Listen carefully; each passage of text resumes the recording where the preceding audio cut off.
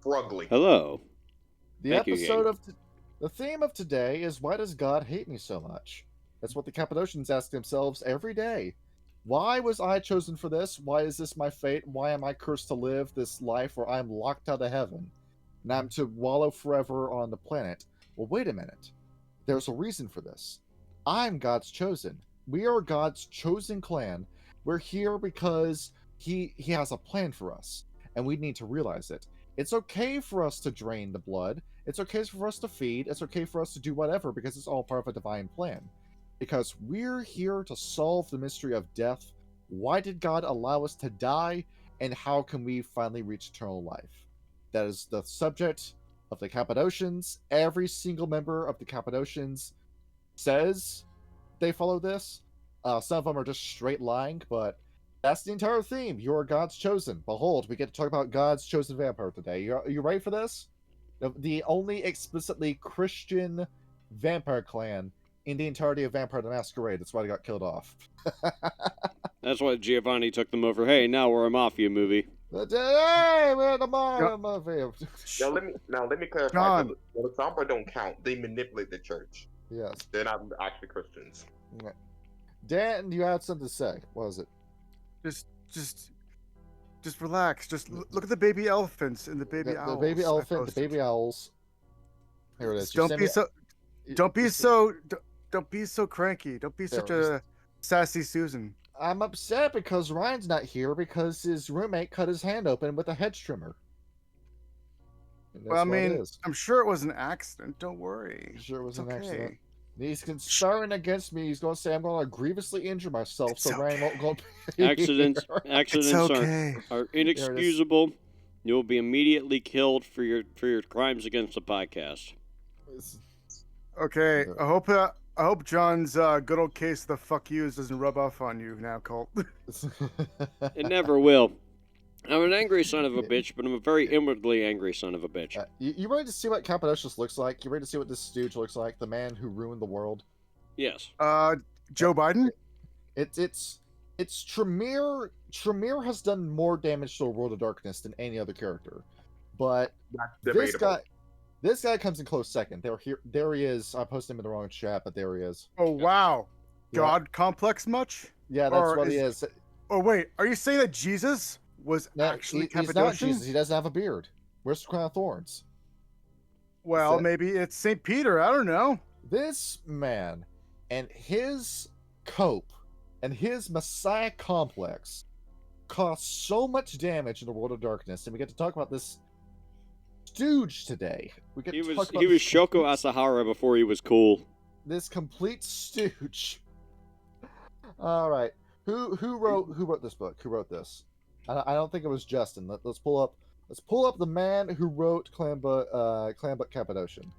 Okay, it's not. There's a in clan book? Yeah, there's a Clan Book Cappadocius. Yes, there's a thing. I thought you said that there wasn't many book sources we could go by.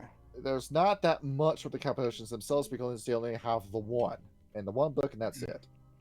That's all you get. It was Justin who made this. Oh, hey, Okay. how about that? And so here's the thing that I really do not get with Justin. Justin Achille, I've also heard it say it is like Justin Achille. I don't give a fuck because I have no respect for the man. He knocked it out of the park with the Giovanni clan book. That is my favorite book in all of Vampire the Masquerade. I really, really like the Giovanni. You struck gold with that idea. You wrote a faction that you looked at Vampire, you realized there was a mafia simulator. You doubled down on it by making a literal vampire mafia. You added necromancy to it, and you made something that I can't find anywhere else. I can't find anything as avant-garde that sounds as stupid on paper as the Giovanni, but works fantastic in practice. I really do like the Giovanni because I keep wanting to put the Giovanni in my games, but I pause and I say, no, I'm not doing the Giovanni right. I'm not going to put them in the game because it's not good enough. It's the same with me wanting to put a Ventru in the game because I need to do the Ventru and the Giovanni right if I'm going to do them. And then you made Vampire 5th Edition, and I don't know what the fuck happened to you, man. There's losing your touch, And then there's whatever happened between the Cappadocian clan book and you writing bits and pieces of Gehenna, and then you going into Chronicles of Darkness, and then whatever the fuck 5th edition was supposed to be. Well, there you go. Like, they're doing exactly what you said. Like, Giovanni are so good that not even the player characters are allowed to play it because it's now an NPC thing. It's You now don't want to taint them. Clan Hakata, where you took your own lore that you made and you dropped a bridge on it with 5th edition. Giovanni are still in 5th edition. They just have their own thing. All this build up. I mean, like, Augustus Giovanni himself, where you said, oh, Augustus Giovanni has got the plan to cause the plot of Ghostbusters to happen. I'm not even kidding. And then 5th edition comes out, oh, Augustus Giovanni died. We don't know what happened to him. The Capuchin runs clan now. I mean, frowny face. It's impossible to do any Dark Ages 5th edition anyway, so, like, don't bother. I think that's the only way you could do something like a 6th edition, because 5e has just run the whole story into the ground. The only way you can continue is by doing an integral. That's the only way I can see this going forward. You dropped the ball with 5th edition. By the way, anyway, I hope you enjoy reading Shattered Nation, which is a book that just shits on Werewolf the Apocalypse as an IP, and then that's it. That's all it does. That sounds terribly depressing. Even the White Wolf RPG subreddit is shitting on it. John, how about we talk about the Cappadocians instead of There's nothing to be happy about anymore. What do I have to be thankful for? Okay, all right, the fact that Clan Cappadocius actually exists. All right, everyone, may I speak on this matter myself? Tell me this, Dale. Tell me this thing. I personally don't. Okay, this is about 5th edition. This Clan Hakata. Let me finish this so no one else says anything about this one. We can keep trucking on and actually focus on something good. It makes zero sense why Hakata would ever exist. Yes. Why? Because vampires are known for one fact, and that's one fact only, and that's being suicidally levels of petty. Yes. Why would they ever work with each other ever again? And besides, Giovanni, Cappadocians may be low in number, but they're not that few. But their clan is definitely the minority if they did that shit. They're basically signing themselves up to be bottom-class citizens. Why would they ever do that to themselves? It makes no sense why the Harbingers of Skulls would just lay down their weapons and pair up with the Giovanni. Or why the Samedi would want to work with them, or why the Nagaraja would quit their way of life and join the Giovanni. That just makes no sense. And we're going to explain why it makes no sense by going over back when Justin had talent, one of the best books ever made in Vampire. Let's go over Clan Cappadocius. Let's do it. Yes. Finally, cool. Let's do this. This song is lo-fi enough. I'll just let it play for the rest of the 15 minutes that it goes on for. All right, let's get into it. So, why can you tell me about Cappadocius just off of that picture alone? He was very obsessed with studying, I guess you could say. Yes. He was a very big lore fanatic. There's an ongoing theory that Sargon of Akkad, or Asher, was Cappadocius before his embrace. The YouTuber? You wish it was the YouTuber. Master of Facts and Logic, Sargon of Akkad. There's no confirmed sire as to who sired Cappadocius. We have 3 people we can pick from. Cain did not do this. Cain only ever embraced Hakim and Ravnos. That was it. He didn't touch anyone else. And also the Strong. Yeah. You think it's Irred the Strong who embraced Cappadocius? I'm saying he also embraced in total that we know of 5 individuals. Cain. His 3 kids, and then Ravnos and Hakim.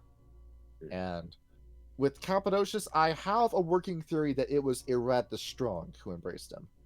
And I'm going off of very loosely disciplines, where I've noticed that a lot of vampires that have more social disciplines are involved with Zilla. Ones that are involved with leadership are with Enoch. Ones that are almost around offense or defense are embraced by Irad. So I don't have concrete proof that it was Irad, but that's who I'm saying it was. It was Irad the Strong who embraced Cappadocius. The thing is, though, like, the Ventru claimed to be from Irad the Strong, and they have more social as opposed to, like, physical attributes. Yeah, I mean, they have fortitude, but they have presence and dominate more. So, I mean, like, it's hard to say. It's always up in the air when you look at these guys, because you get multiple choice with some of these. Take whatever with a grain of salt. Yeah. Take whatever clans that claims where they came from with a grain of salt. Yeah, because it could be the Ventru that were started by Irad, but it could be maybe it was Cain, maybe Cain had another second generation. I don't know. And then the third generation disappeared. It's kept ambiguous about the Ventru because the Antediluvian died super early on in the story. We can't go back to Ventru, the original, and ask him the question because he's not around anymore. Honestly, anything that happened before the deluge is kind of crazy anyway, because I mean, both the spirit world and the regular world were together, and also everybody was a fucking mage. Yeah, that's what I believe. So yeah, hold on. And also, now it's the big question, which has a big effect on the whole world of darkness. Is he died, quote unquote? Yes, we don't have a body. We can't confirm that he is dead. A lot of people say he is, but are we sure about that? Well, meta knowledge, he's not. Yes, and it could be that Ventru has just been in the shadows this entire time. He's like the man with the puppet strings. Maybe he runs the Tenocracy. I don't know. We can't find the man. Nobody can track this man down. You mean you lost the man? He was right there. You're telling me La Sombra didn't come out of the ocean and kill him out of pettiness? You're telling me that didn't happen? Well, actually, here's another fact. The Antediluvians aren't stupid. Here's one unique thing. All Antediluvians are aware of what most of their clan does 90% of the time. They're aware of every one member of their descendants loosely, and they can sort of control them from their graves. They physically can't move. They're mentally, they're everywhere. Yeah, we get an example of that with Cappadocius in the story. So who was Cappadocius before his embrace? He was a priest. That's all we're really given about him. Just very, very early, I guess, like the prototype for Judaism was what he was. I guess like a rabbi would be a more appropriate term. But no, that's wrong. Rabbinical Judaism is younger than Christianity. That's a fun fact. You can check that out. I think Christianity came from that one, then Islam came from Christianity, I think. Okay, they're all derivative monotheistic Abrahamic faiths. Yes, but he was like a prototype Jew, is what he was. And, prototype Jew, huh? And Cain, for whatever reason, decided we need to make this man a vampire. So he commissions Irad, we're going to say it's Irad for the sake of the story, to embrace Cappadocius. And Cappadocius was all for it. He says, Cain's God's grandson, or like great-grandson, whatever Irad's supposed to be in relation to that family tree, is coming to embrace me. All right, let's do it. Let's sign up for it. And he goes through the embrace, but something goes wrong. Irad takes a little too long on the ritual, and Cappadocius' soul ends up in the abyss. The same kind of abyss that La Sombra harnesses. And literally one step away from cosmic deletion. It's almost like he comes in communion with the worm for a second. And he comes out, and Cappadocius is not the man he was before his embrace. The wise king that founded the Akkadians, that's not him anymore. He now has an obsession with death, because death itself from the abyss has reached up, grabbed his soul, and its fingerprints are forever in his person. He can't stop thinking about death. And Cappadocius starts thinking, why do we die? What's waiting for us after death? Is it just the abyss? What about the afterlives? Are they safe in the abyss as well? What about God? Is he going to die someday? How do we become truly eternal beings, where the concept of death no longer affects us? And those are the kind of questions that he asks, along with, how long can I wait after somebody's been drained before I embrace them? What part of the body does the soul reside in? Is it the heart, the brain, the entire body? Are we mentally the body, the mind, or the soul? Which part of us are we viewing through? Is it like in the esoterical Christian sense that there's two versions of us? One of us goes to heaven, one of us goes to hell, and the consciousness follows whatever weighs more, the body or the soul. And he starts asking these kind of questions, and it's his entire existence. He wants to know everything. Compare that with Malkav, who already knows everything. Cappadocius wants the same thing as Malkav, but he wants to work for it. That's what Cappadocius wants, which is almost admirable, kind of, sorta. It's almost like Cappadocius was one of the few good vampires in all of history, kind of, sorta. I wouldn't call him good. I wouldn't say good. I'd say more neutral. Yeah, because he is a vampire at the end of the day. He still has to feed on people. So far, the only, as we've talked about, and that depends on which side of the story you believe, the only decent vampire so far has been Salat. Yeah, depending on the writer too, because Salat he's wildly different between stories. Yeah, I'd say Cappadocian is the more incel of all the vampires. Yeah, and nobody talks to him either. During the first city, the second city, after the flood, after the killing of the second generation, nobody talks to Cappadocius. I mean, it said that Ventru talked with him, but it's because Ventru was Cain's crony who went around and made sure that all the third generation were doing what they were supposed to.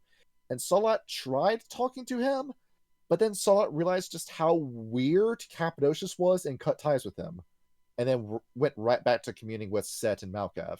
So Cappadocius has been alone for millennia. That's how long he's been by himself, and he's realizing, well, why am I not coming to any conclusions? Why am I not getting closer and closer to my goal? And then he realizes it's because I'm alone. I have nobody to bounce my ideas off of. I feel like there's a bit of wisdom in that too, because would you say anyone can really become wise by just talking to themselves? No, no. Echo chambers don't make you fucking smart. I'm sorry. You're going insane with that. Is this where he starts creating zombies just so he has someone to talk to? Well, he probably did it. He probably had like the vampire Wilson, where he just had it sitting in the corner of the room and then realized, well, this isn't the same thing. He's a necromancer. He can make all the friends he wants, but they can't talk to him. Yeah, that's like Miss Ruby from fucking Sly Cooper. He just like puts a whole bunch of skulls around the wall and is like, this is Frank, this is Jimmy, this here is Sassy Susan. I have so many friends. Yeah, it's like in the Meet the Soldier video from TF2, where he's just got like a bunch of severed heads with helmets on, and he's just fucking drilling in front of him. By this time period, every other antediluvian has fired a shit ton of people. It's just that most of them died over the years. The antediluvian sired, to be fair, you were to actually put a number to it, dozens to hundreds of people. Yeah. It's just most of them died. And Cappadocius doesn't do it until a few years after the second generation dies. He finds a guy, he says, what's your name? Caiaphas Coin? You spell that C-A-I-A-S space K-O-I-N-E. That's how you spell that name. He just goes over, embraces him, says, you're my child now. You're going to be my little assistant for the rest of your own life. He says, sounds great. Let's solve the mysteries of death together. Caiaphas is completely okay with being a vampire. So they start studying, and they're sharing dreams. Cappadocius begins to realize, oh, I can talk to this guy in my sleep through my dreams.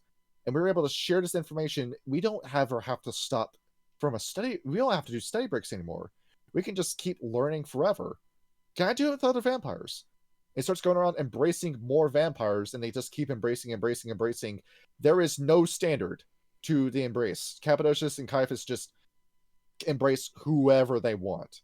Two of those people being Japheth, who is going to be very important later down the road, and Lazarus. Yes, the Lazarus from the biblical story. As in the place? No, Lazarus, the biblical story where Jesus' friend Lazarus dies, and he goes over to a tomb and says, Lazarus, come out of the tomb, and then he does. Oh, I thought the tomb itself was named Lazarus, but no, that's the person. And and as it turns out, in the context of Vampire the Masquerade, it was Lazarus was in a tomb, and Jesus went over to a tomb and said, Lazarus, I know you're a vampire. Leave those dead people alone. Get out of that tomb. And then he does.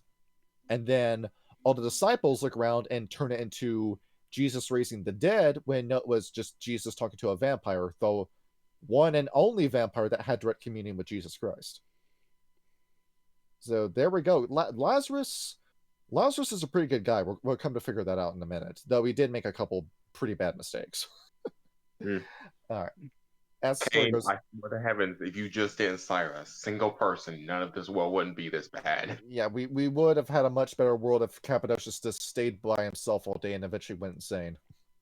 Well, he already is pretty crazy. He's got severe cabin fever. Like, to me, he just sounds like a big loser.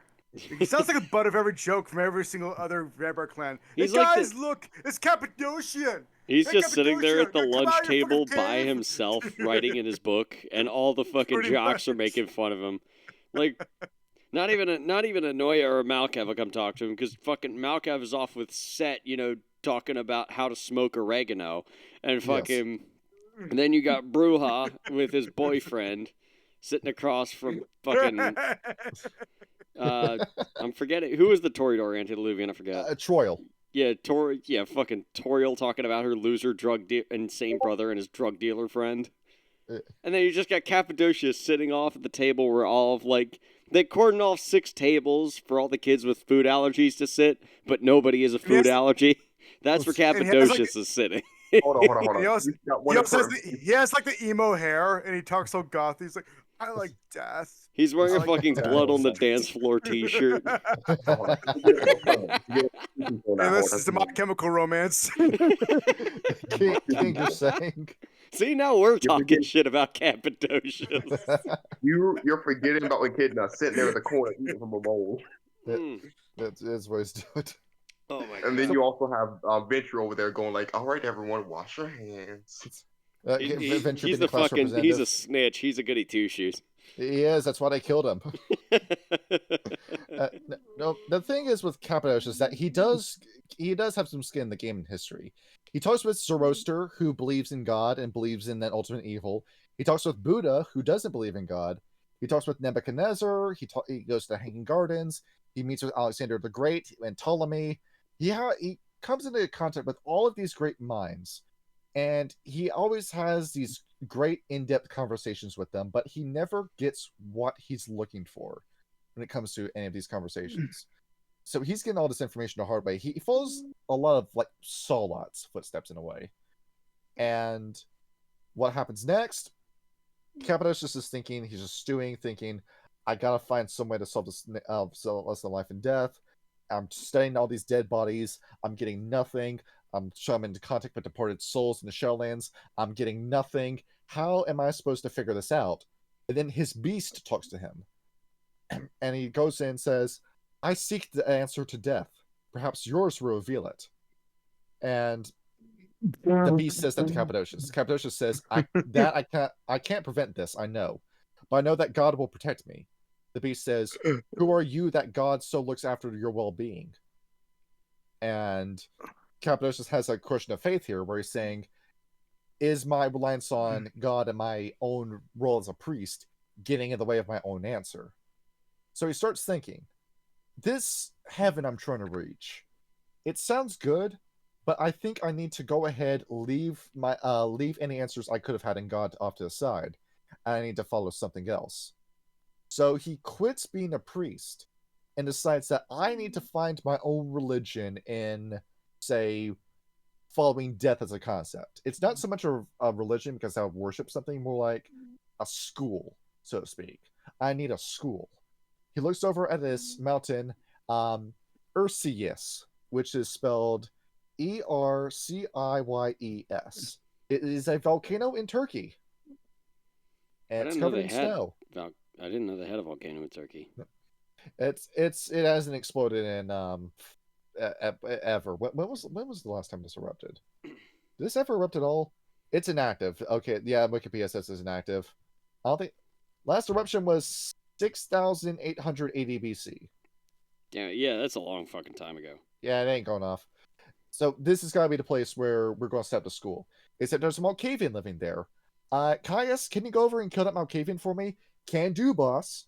They go over, they kill an entire city that was being run by Malkavians, and they take the mountain for themselves, and everybody's looking, going, oh, what the fuck? Cappadocians, why would you do this? And then they begin to realize, it's the Cappadocians, they're not going to do anything with it, and then just drop the issue and then leave them alone. But Cappadocius has a school. He has a temple on top of this volcano. He has this city built around it. He has a city built within the volcano where they're going to learn and study death. This is going to be Cappadocius headquarters. Like how Hakim has his own little assassin base off in the Middle East, this will be our little base. And that's where we're going to study. And I'm still coming to no conclusions. Okay, why am I not chailing myself right? You know, how there's like some places where you were in college, Kyle, where you just could not focus on your schoolwork. Oh yeah, definitely. Yeah, Cappadocius built a place for him to focus on his work, and he's still not getting his answers. And he's thinking, well, what's going on here? Why am I not figuring this out? And it bothers him. It's because, I'm thinking, was I wrong to abandon God? And he thinks about this. And it's not until Jesus Christ in the year 30 AD comes about that Cappadocius looks over at Christ and thinks, Lazarus, go over there, have a conversation with this man, see if you can figure something out. Where Cappadocius lures Jesus Christ into having a conversation. Lazarus comes back and says, yep, that man's the son of God. Absolutely, he's the son of God. And Cappadocius says, he's the son of God. All right, then. In order to better observe what's going on, we're going to find 2 more cities. They find 2 places. Derinkuyu, spelled Derinkuyu. That place isn't super important, but that's where Cappadocius lives for a few years. And then Kaymakli. Kaymakli. Kaymakli. That's going to be a super important place to put a pin in that city. And Cappadocius is observing Jesus Christ from a distance. Nobody wormish comes around him. No bad spirits come around him. No ghosts come around him. He's casting out demons. Whether or not that's worm corruption or literal demon to fallen demons, we don't know. Because the term demon's thrown around a bunch in the world of darkness. And he's observing this man all the way up to the crucifixion. And he thinks, oh, Jesus has been crucified. Oh, okay, I guess that's the end of that story. And then here's that he came back 2 days later. And that causes Cappadocius' eyes to bug out of his head. Somebody just came back to life after death? Where's this man? We gotta find this man again. And then 40 days later, he's gone. And Cappadocius thinking, wow, that Christ guy sure knew what he was talking about. I'm Christian now. We're going back to being a priest again, but we're going to find very, very early Christian belief. And therefore, you have Cappadocius the Christian. Before the church was really formally recognized, he's talking with the disciples. He's talking with St. Peter. He get his 2 cities that he made. He says to them, you can come live here, hide from the Roman Empire in my cities. I'll do everything in my power to make sure you survive. He helps them write the 4 Gospels, and the other Gospels that would eventually be lost and then found again in the Dead Sea Scrolls, and the Catholic Church didn't want anybody learning about it. Thank you, La Sombra, you pieces of shit. And, well, that's how early Christian belief gets started, is because of Cappadocius. In fact, there's another early Christian believer that Cappadocius has a conversation with. It is strongly implied in this book that he talks with Hermes Trismegistus, the guy who starts the Order of Hermes. So behold, this man has a direct role in the founding of the Tenacracy. Because he has a conversation with the guy who started the Order of Hermes, which would break off and start the Order of Reason, and then become today as that Tenacracy. Well, shit, they fucked that up. But whether or not that was directly Cappadocius' fault, we don't know. He just told Hermes what he knew. And then Hermes proceeded to starve himself on a mountain, beat himself half to death with a flail, and then had a hallucination where he said, I am the incarnation of Hermes and Thoth, and I know what's going on with the world, and everybody has to do what I have to say. And it's a massive schizoprose that was the stupidity, that was Gnosticism. I don't know how anybody can fucking look at Gnosticism and think there's any sort of wisdom in that. I don't know. How do people still think Satanism is a valid belief system to have? Yeah, it's not even about devil worship. It's just about being an asshole. That's really it. Just being a rebel. I met somebody on Twitter who was a self-proclaimed Satanist. They sent me, like, the Satanist Bible. I read the tenets of it. I'm like, this is such D&D lore bullshit. Fuck this. It's like Aleister Crowley was stupid in that there was no wisdom in that man. Yeah, I know. I was looking at the picture of the dude that invented Satanism, and the dude looked like he'd never left the fucking house. Yeah, it's like this. It's like Chris Chan if he founded a religion. Well, we kind of sort of did with the Sanchi medallions. He really did. Oh my god. And you have some stuff about Cappadocius where he's trying to get to the same headspace as Christ. And part of it involves burying himself in the volcano where he's surrounded by lava and igneous rock that doesn't kill him. And he's like stays there for, how long is this? Like 30 days he's in there for? And he's trying to come up with this. And he has this whole hallucination when he's in there. he has this vision where he's saying, I can't go to heaven. I can't do it. I can't try hard enough. And then an angel appears before him and says, don't worry, we'll give you the strength to do so. And God wills you to succeed, and he'll give you the power to solve the answer that you're looking for. And Cappadocius bursts out of the ground and says, I have the answer! And I immediately forgot it. Okay, we gotta spend some more years trying to forget this answer again. He had it. He had the answer and then lost it. It's like when you have a dream that's fantastic and then you immediately forget what the dream was when you wake up. There is a meme about that. It's like, wow, what a great dream. What dream? You know that dream about? Hey. And then the story pauses for a minute to say, hold on a minute. Remember about that bit about Cappadocius talking to wraiths? Aren't there a whole bunch of wraiths in Egypt he could be talking to? And yes, Cappadocius and the Cappadocians tried to have a conversation with the wraiths, but the Setites were blocking them. There was some wisdom here. We could have learned more about the Shadowlands. We could have learned about Da'at.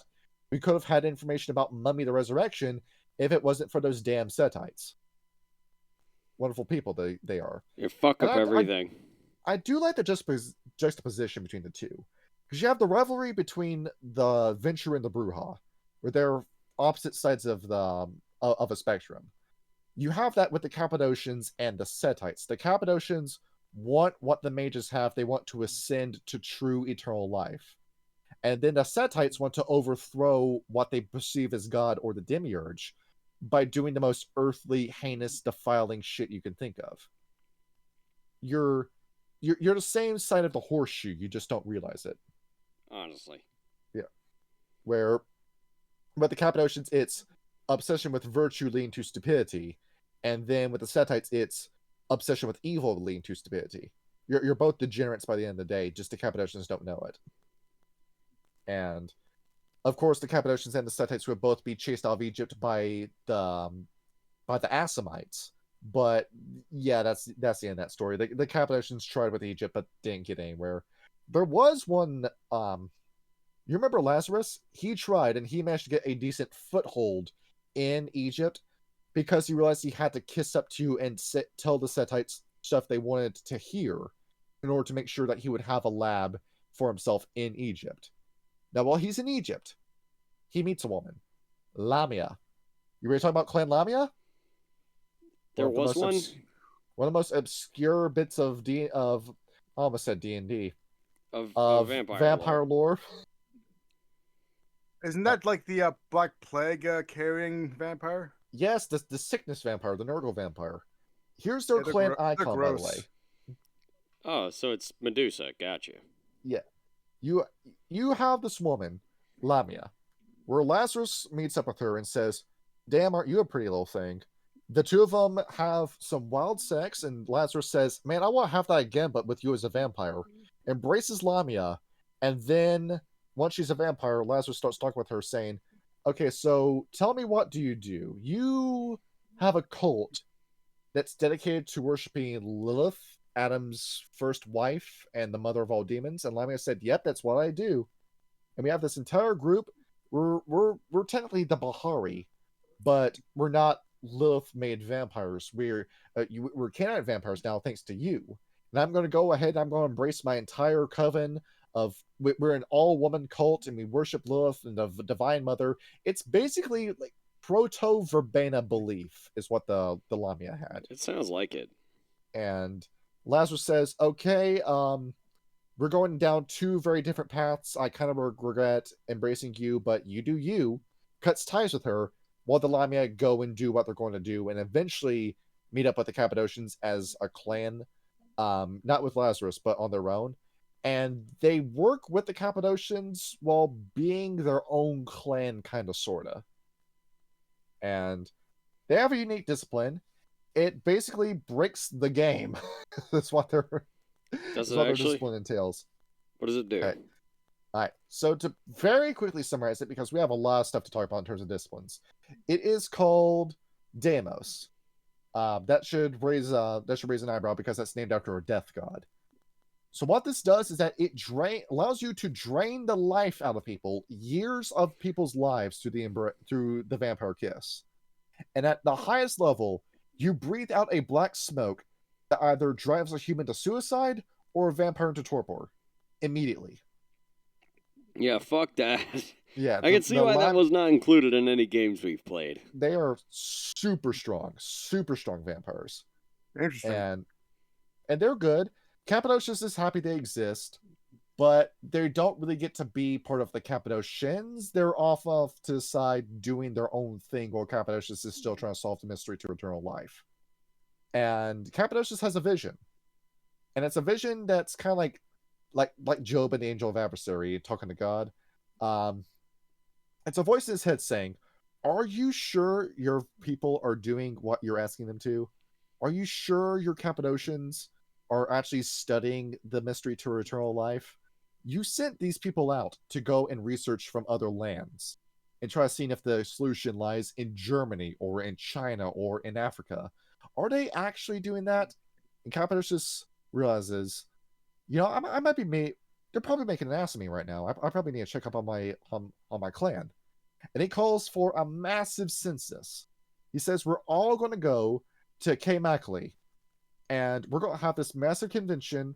Everybody within Clan Cappadocius has to be in attendance. You know where this is going. And how many Cappadocians arrive? 12,000 vampires come. 12,000. That's the thing. How do you become a Cappadocian? There is no standard. Dude, a Cappadocian just approaches you, assuming that you're a scholarly type, and says, "Hey, do you want to solve the mysteries of life and death?" And if you say yes, they embrace you. No questions asked. No screening process.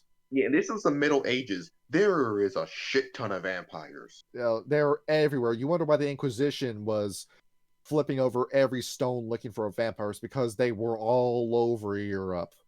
All over Europe. I want to make this statement really clear, because people keep amping up the Inquisition. Shit, during the Dark Ages, a lot of Inquisition died, and I mean a lot of them. It was a holy war. That's what it was. And the Feast of Folly, we don't get an exact year for this, so I can only assume this happens a few years after Christ's resurrection. And what it is that it's Cappadocius. Just imagine him like having a little desk outside the mouth entrance to Mackley, which is this underground city. There's a city on top and then a city below it. And it's Cappadocius waiting at the cave mouth, where he's got all night to do this. You just go up to him and he says, "Okay, what's your name? Okay, who embraced you? Okay, cool. Who helped? Have you built a church or a temple? Okay. Can you read and write? Okay. Do you follow the path of bones or the path of heaven? Path of heaven? Okay. Do you have a solution to the great riddle, or do you have an idea as to what it is? That's your answer. Okay. You'd either give you a check mark or an X at the table, and then everyone who got a check, you're dismissed. You can go home. And everyone who got X, you had to go inside of Mackley. And majority of the Cappadocians end up in Mackley. And they're looking around thinking, what's going on? Why am I here? Why are we doing this? And Cappadocius walks right over to the mouth of the cave, casts a spell on it. Yeah, he's got sorcery. And he casts this Arret 5 seal on the door. The seal is, "Let no child of Cain ever leave through this passage. Let no son of Seth ever enter." No vampire can ever leave Mackley. No human can ever enter. That's what the plan is. He sets the seal and then walks away. There it is. You've been fired from Clan Cappadocius. That's funny as shit. They've all been turned into incels. Imagine being so bad at being a vampire that you get a Ret 5 sealed into a fucking cave. You get a pink slip from Antediluvian. No 2 weeks notice, no servant's pay, it's just locking you out of the building. So what happens to all these vampires? Well, simple. You've got no humans to feed off of, so you're going to feed off each other. And it is this vampire battle royale within Mackley, as all of these fired Cappadocians sink their fangs on each other. Every one of them starts killing each other until we finally get down to 50 vampires out of that few thousand that went into Mackley. They finally decide they're done killing. They're all going to go into torpor, or they all hid from each other. It's 50 vampires. That's it. Keep those 50 in mind. We're going to bring them up at the end of the story. And, well, Cappadocius notices something. Not every Cappadocian was in attendance for the census. So Cappadocius looks over at Caius and says, "Where was Lazarus in all of this?" Caius says, "I don't know." And he says, "Go find him. Go find Lazarus." Lazarus is in Egypt. And he has aspects. He's got very high-level aspects. He can see this happening. He knows that Caius is coming his way. He waits in his study for Caius, just sitting in a chair, legs crossed. Caius steps in through his door. I'm going to read this verbatim. "My brother," said Caius, "surely you heard our father's call." "That I did, Caius." "And surely you intend to heed. What great woe prevented you?" And Lazarus says, "No woe of my own contrivance, brother. We were prevented by the woe bestowed by our father." He tells Caius, "You can take your Cappadocius' order. You can shove it up his ass. I ain't going." Which causes Caius to fly into a rage. And then one of the best vampire battles that we will never get to see happens. Caius versus Lazarus. Now, Dan and King agree. Both of you know what you can do with Necromancy Mortis. Oh, yeah. A lot. Yeah.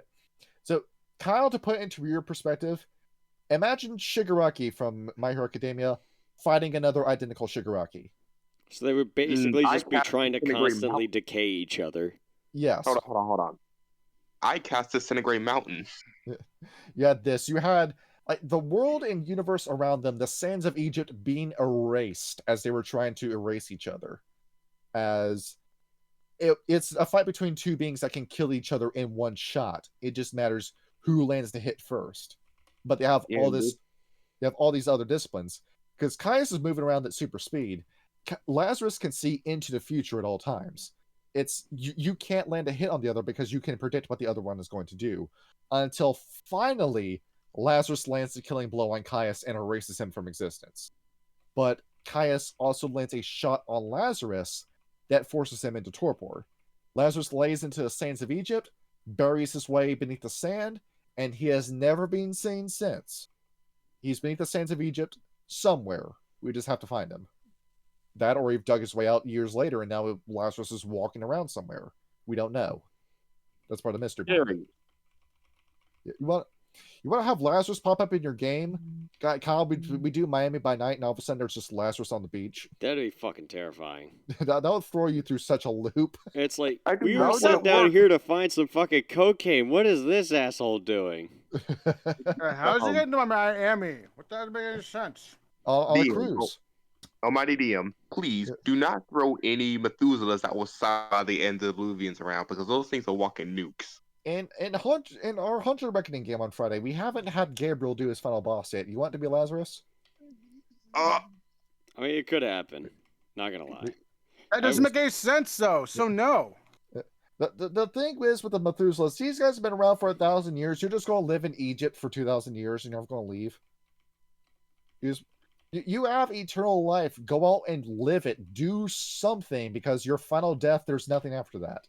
But I just finished making my 100-mile pyramid under the town. I'm pretty sure they helped. Like you just said, like you've actually said in the video that they help establish like the Christian scriptures and doctrines. Yeah, it's a terribly bit compressed GIF, but this is Lazarus and Caius fighting right here. It's just Chris Redfield fighting Wesker. The speed at which these two are moving.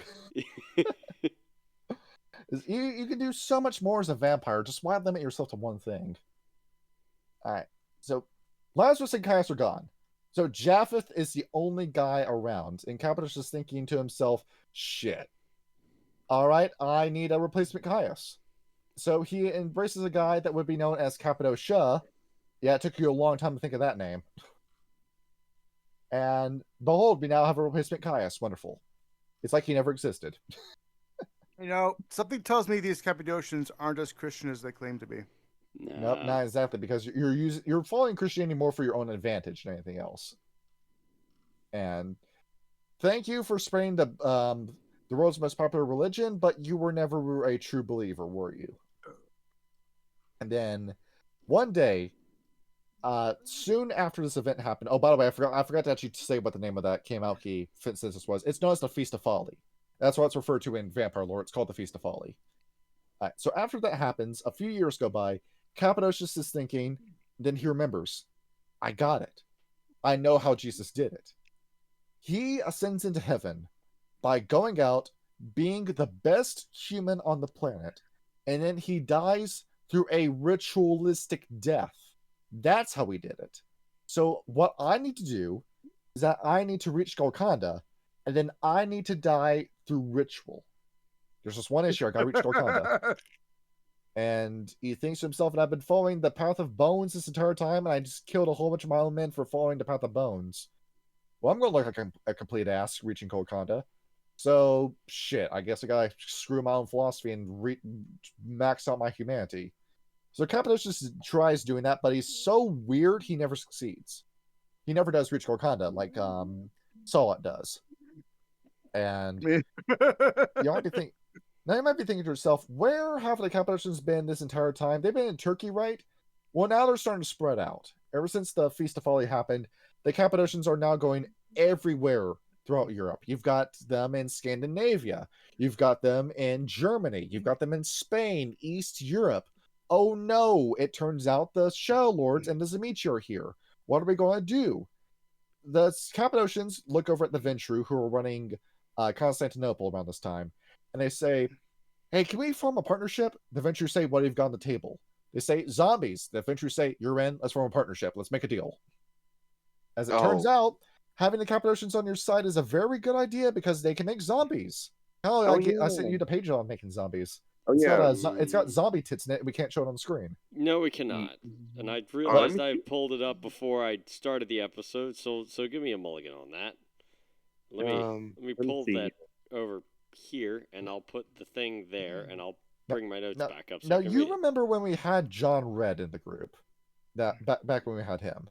Yes. He was a good guy, but he smoked too much and was kind of thrown off the game. We had to cut him loose too, and like looking back at it, it sucks. Like hindsight being 2020, because I'm beginning to realize that guy had no interest in role playing with us ever. That I'm looking at the characters he did. Whenever we did a long-term campaign or whenever we did a one-shot, he would always power game. That's all he would want to do. Whenever we wanted to role play, he wouldn't say anything. Well, I don't know about that. He actually did pretty good as who is it? You're thinking about Shakar? His Kinku? Well, yeah, there was Shakar. There was the tentacled pirate guy. What was his name? Yeah, it's like he did jokes with Shakar, but with Nashor, that was a Theros game. You made a character that had nothing to do with Theros, and that's what pissed me off about the character. Yeah, that's fair. Yeah. But he did a little bit with Dentis. I do recall specifically when Colt was going around just doing a general morale check, and then Dentis was having trouble trying to connect to the wraith that was following him. Yeah. Colt was trying to give him some worldly advice on how to better approach somebody who's gone through something. That was a good bit of characterization, but as the game went on, he just went more and more distant, which was really sad because that could have built up to something, and it just didn't. Yeah, eventually he ended up getting hooked on marijuana and kept coming into our fucking session stoned. Yeah. And anyway, I'm trying my hardest with Vampire, and this is how you want to treat it. Yeah, and that was our first time doing Vampire, but even then, a lot of good came from that game. I mean, hell, the podcast was congealed during that game. Yeah, we made our 3 favorite characters that we've ever run on this channel. We made Sylvester, we made Vico, and we made Ragnar. Yes. Yeah. All 3 of them, absolute favorites. I love those guys. Yeah, because we still talk about them 2 years after that game is done. So what was the point of it? So what is it about Mr. Red person that's relevant to I got us off topic. He played a Giovanni when we did the game. Okay. And the reason why he played a Giovanni is because he looked at the Tremere, he looked at the Giovanni, and he was trying to decide between those two, which one could he power game with. And he picked the Giovanni because he read what the zombie stat block looked like. And behold, with the zombies, 9 levels of health, a fixed strength score that's higher than the humans, no wound penalties, constantly pursuing your goal, can't be affected by a stats effect like presence or dominate. And if you get enough corpses in your game, you can break the game with the Path of Sepulchre, with the Giovanni, with the Cappadocians. Oh yeah, because you did say you played Necromancer once, and basically you were basically immortal because they couldn't get through all the corpses you kept making as bodyguards. That was his character. He had 6 zombies by the end of that game. Yeah, it was pretty rough. And then he got spiked by an Assamite, so... Yeah, it took an Assamite anti-tribute to come in and handle the fight. And that's what it was. Because once you're up against an Assamite, you lose no matter what. No, we blew him up. Yeah. Granted, Gracia soaked up a lot of the damage, but, you know...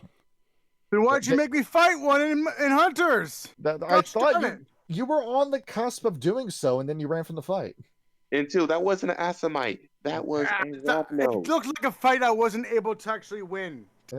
You could have won that fight, because here's the solution to that fight. You know that Jason's body was off to the side? He was dead! If you drank his blood and ghouled yourself and became a young blood, that would have given you the fighting chance. I can't become a ghoul by drinking another person's blood. Yeah. Also he was very far away. And also, the Assamite was on the roof. I couldn't have reached him. And also his parasite. You could have cut his body up and gotten the parasite out of his chest. Wait, hold on, everyone. Yeah. Yes, you could have become a ghoul if you drank direct vampire blood. Yes. Because we never did get the answer on Jason whether or not he actually was a vampire or whether or not he was just a ghoul. I'm pretty sure we got to a point where he was a ghoul. Yeah. But I didn't actually contain the knowledge enough to know that I would actually gain powers by drinking his blood. Yeah. Theoretically, you can. Theoretically, it's possible. It's iffy. If he fed recently, then yes. Yeah. But the thing is, though, I have a virtue of mercy. I'm pretty sure that would go against my own kind of creed. And also, too, May was there to help you. Don't. Yeah, no, King, you were absent for the session. It was the Assamite that we've had that's dressed as a jester. Oh, shit. Yeah. Oh, sucks to be you. Yeah. And don't worry, Gargoyle gave Dan what was coming to him. And two, much as Johnny over here keeps amping up Assamites, yes, they're dangerous, but they still have to go through a learning curve. Yeah, you do, because Kietis does not start off super strong right out the gate. No, it does not, but still, fucking Assamites are the most based faction of vampires. That's just what I'm going to go with. And Kyle, you're looking at the page for the zombies right now. Yes, I am, actually. And you're looking through like the zombie creation, just how crazy you can get with the zombies. Yes. To go with, I can't show you the picture because, like we said, there's tits on it. They're actually called Zombu. Just Z-O-M-B-U. The Zombu. Yes. No. Drop the image in Discord, please. I actually have to see at that point. Zombu. Okay, you want to see the zombie tits? Okay, fine, King. No. I have to see why they're called Zombu. There has to be Zombu tits. It's in history you posted page. it and I posted it. Yeah. So now you get two of them. Let me get my version. So for Zombu, they are... that's hot. Okay, fucking Matt Griner, sure. So, exclusive to Clan Cappadocian, though the Tremere some say that the Tremere would have the advantage with gargoyles. The Zombu is just known as a zombie. It's just the Cappadocians call them Zombu for some fucking reason. They are indeed corpses fueled by vampiric vitae, and they're created through the use of Mortis Level 6 Discipline, Vigor Mortis. And these animated dead are de rigueur, as it's called, in any Cappadocian haven, and they serve their masters without question and with unflinching loyalty. Though less capricious than ghouls, Zombu are less durable, and they will dissipate after 3 nights of their creation. Cappadocians favor using zombies in many situations. They're mindless, animated corpses. They're quite useful for exceptionally disgusting or repetitive labor. And after the sack of the monastery atop Irakes, how did we pronounce that? Ursius, yes. Yeah. The Cappadocians converted many of the slaughtered monks into Zombu, and they created a vast force of manual laborers in doing so. They use them to tear down the old temple and to quarry the rock for a new one, specifically for the Cappadocians. They feel no pain, and they don't make great shock troops, but they're very effective guardians. They're only as physically formidable as they were in real life, and they also have no fear instincts, as we said earlier. They will never flee a superior foe. They will fight to the death or second death, however it may be. However, there is an alternate version of the Zambu, the Ancillae, pardon me, unable to attain sufficient knowledge in Mortis due to their generation, talk to their sires to reveal the secrets of creating more Zambu. They shared their wisdom, but kept some details away from the Childer in order to encourage the study of the discipline of death, that being Mortis itself. Cappadocians without mastery of the 6th level of Mortis can still create Zambu, but it takes a lot more practice and requires the knowledge of other arcane rituals. The ritual must also be learned from one who knows of it, or if it's from written text. It is not inherent knowledge to the Mortis discipline.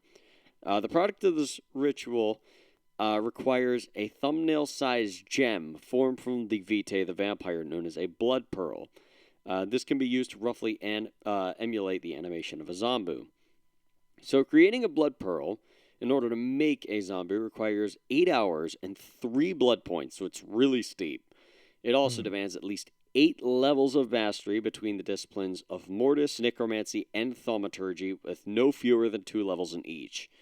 The blood points must come from the Cappadocian who wants to create the pearl, or else the ritual will not work. It is an intelligence and occult roll.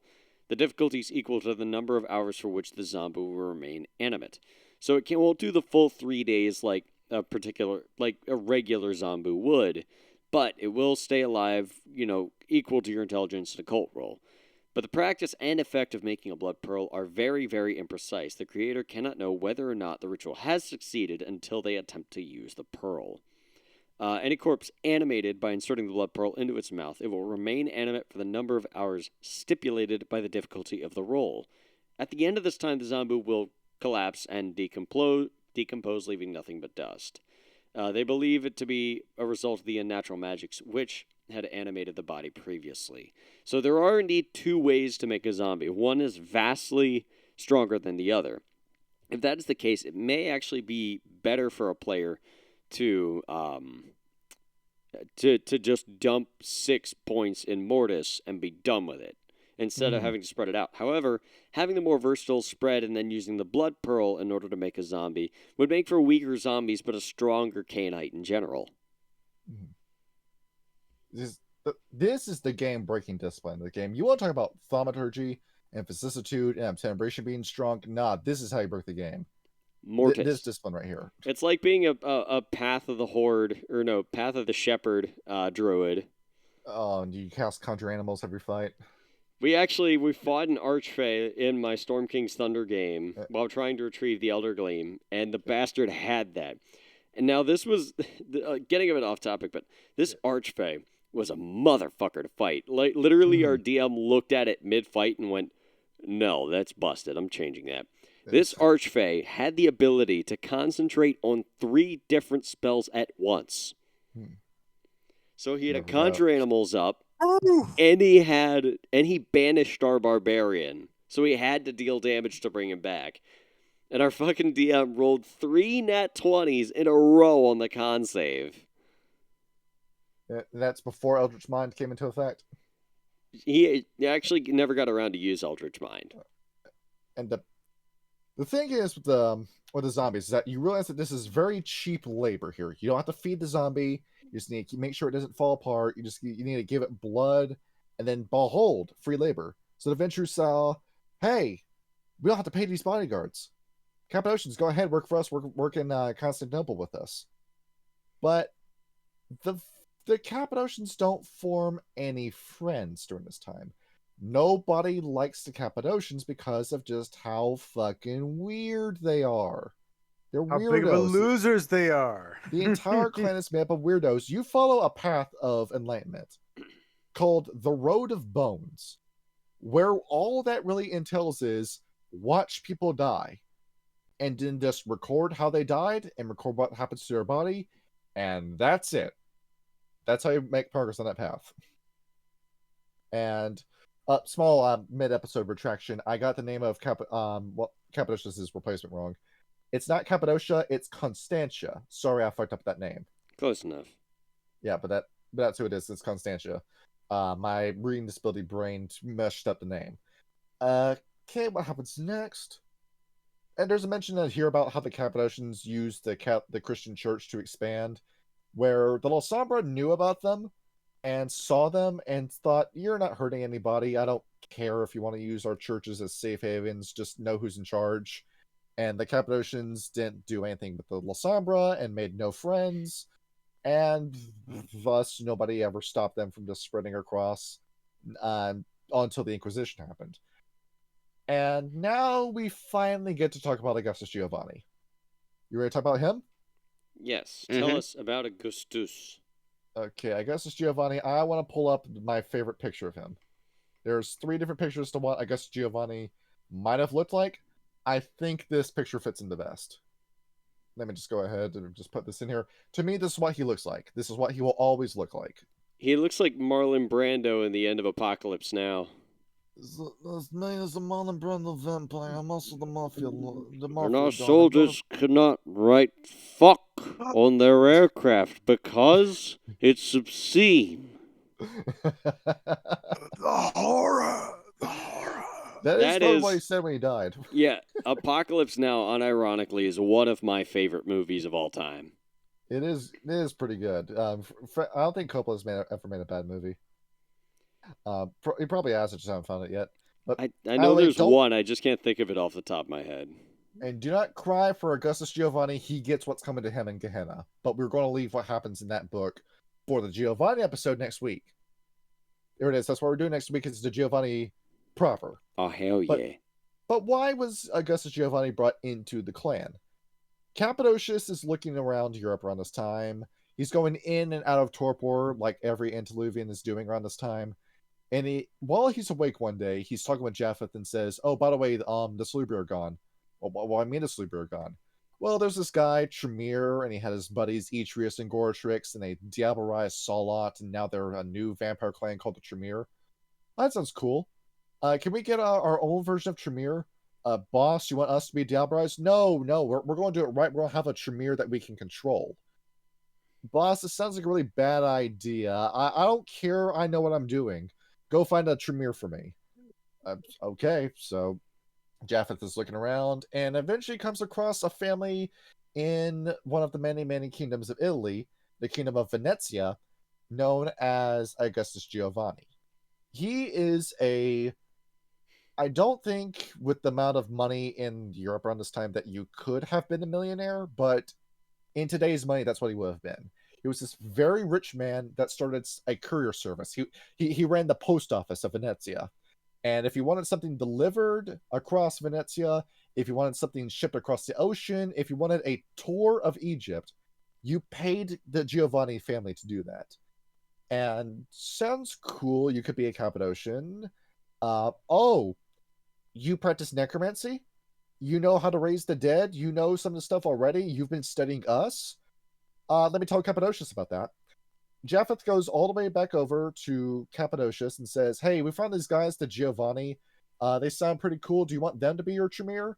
Cappadocius says, yes. That sounds great. That's a perfect candidate. Bring him... No, don't bring him over here. Bring my blood over to him in Venezia. Japheth says, boss, you're asking me to make him a 4th generation. This sounds like a really bad call. No, it's fine, Japheth. I know what I'm doing.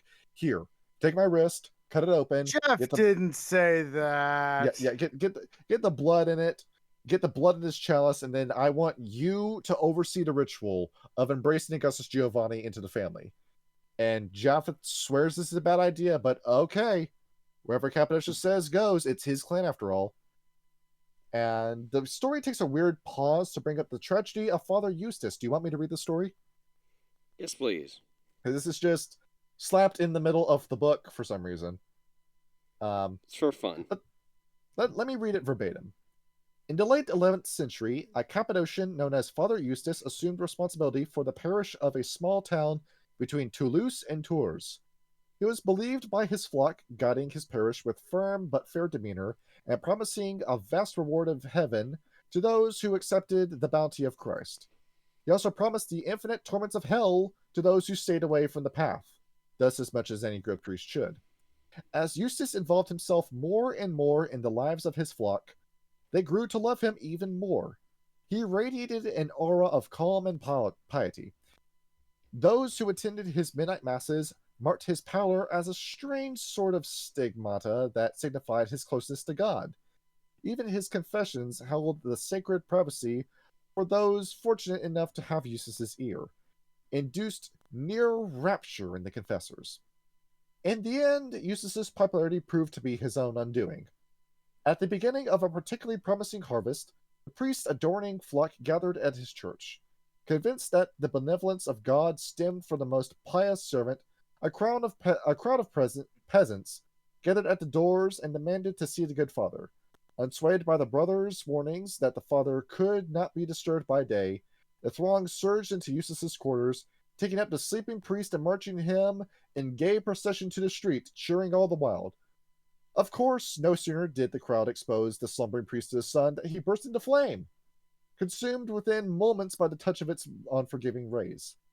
To this night, Father Eustace is remembered in town and revered as a saint, taken back to God's bosom by the ignorance of his unruly crowd.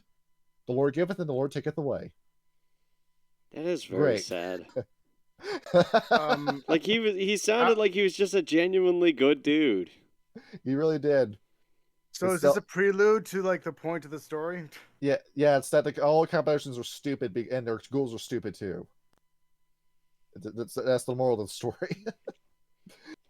It's just a little anecdote that's in the middle of the book. I don't know why it's there, but it's there. I quite like it. Okay. So what happens with Augustus Giovanni? They go all the way to Venezia. Japheth goes over. He's got Constantia with them. And they say, okay, here's the rundown, Augustus. The big man wants to put you into the Cappadocian family. Your family, the Giovanni, are all going to get a seat at the table. You're going to become a fourth generation. You're going to become a Methuselah. Sounds great, right? You're going to be an elder. Sounds great. And Augustus Giovanni says, sign me up. Let's do it.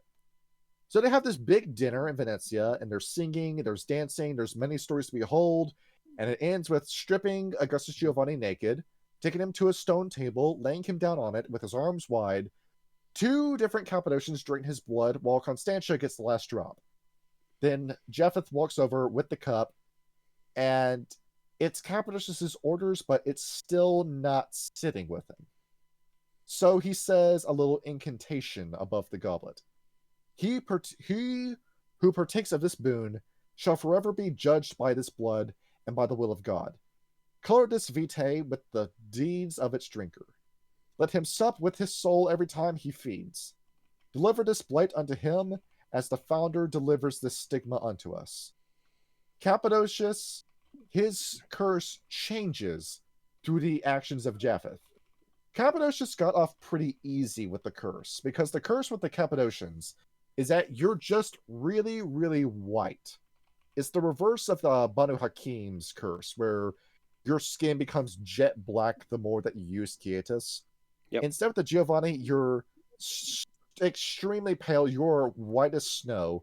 You got sunken eyes. Your skin hangs off your body. You're not as disgusting as the Nosferatu, but it's super obvious you look like you're dead. And you can't use what? You're still a walking masquerade breach.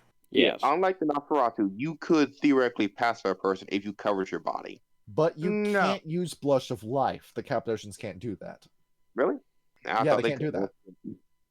Yeah, the blood is permanently congealed and clotted in the body of every Cappadocian until it comes to feeding. But what Japheth does is that he changes the curse of Cain into being the signature Giovanni painful kiss. That's what he does. He knows that Giovanni's a bad dude. He can see it in his eyes.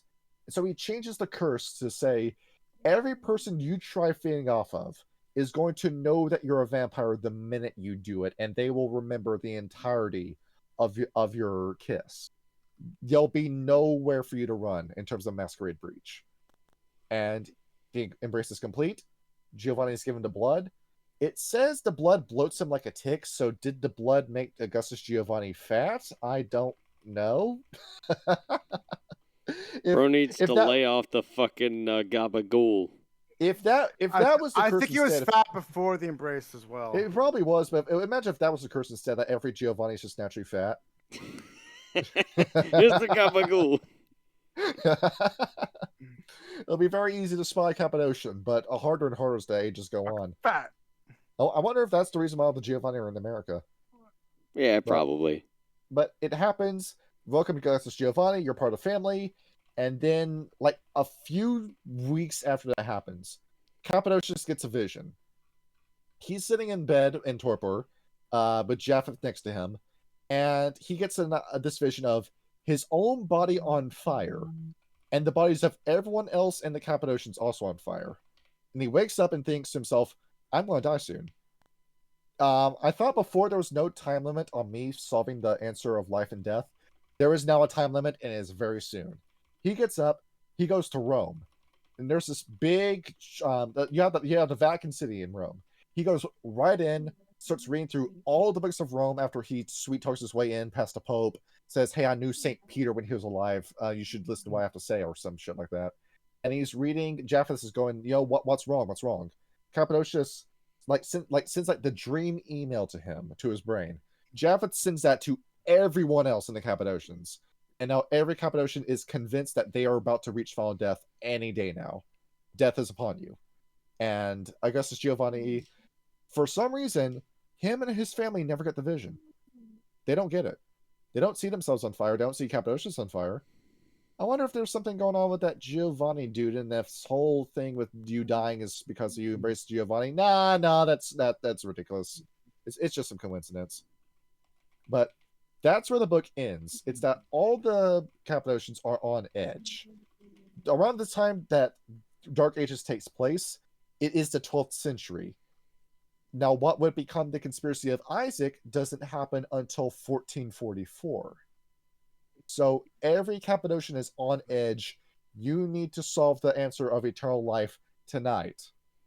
But as we know, that doesn't happen. Augustus Giovanni gets his way.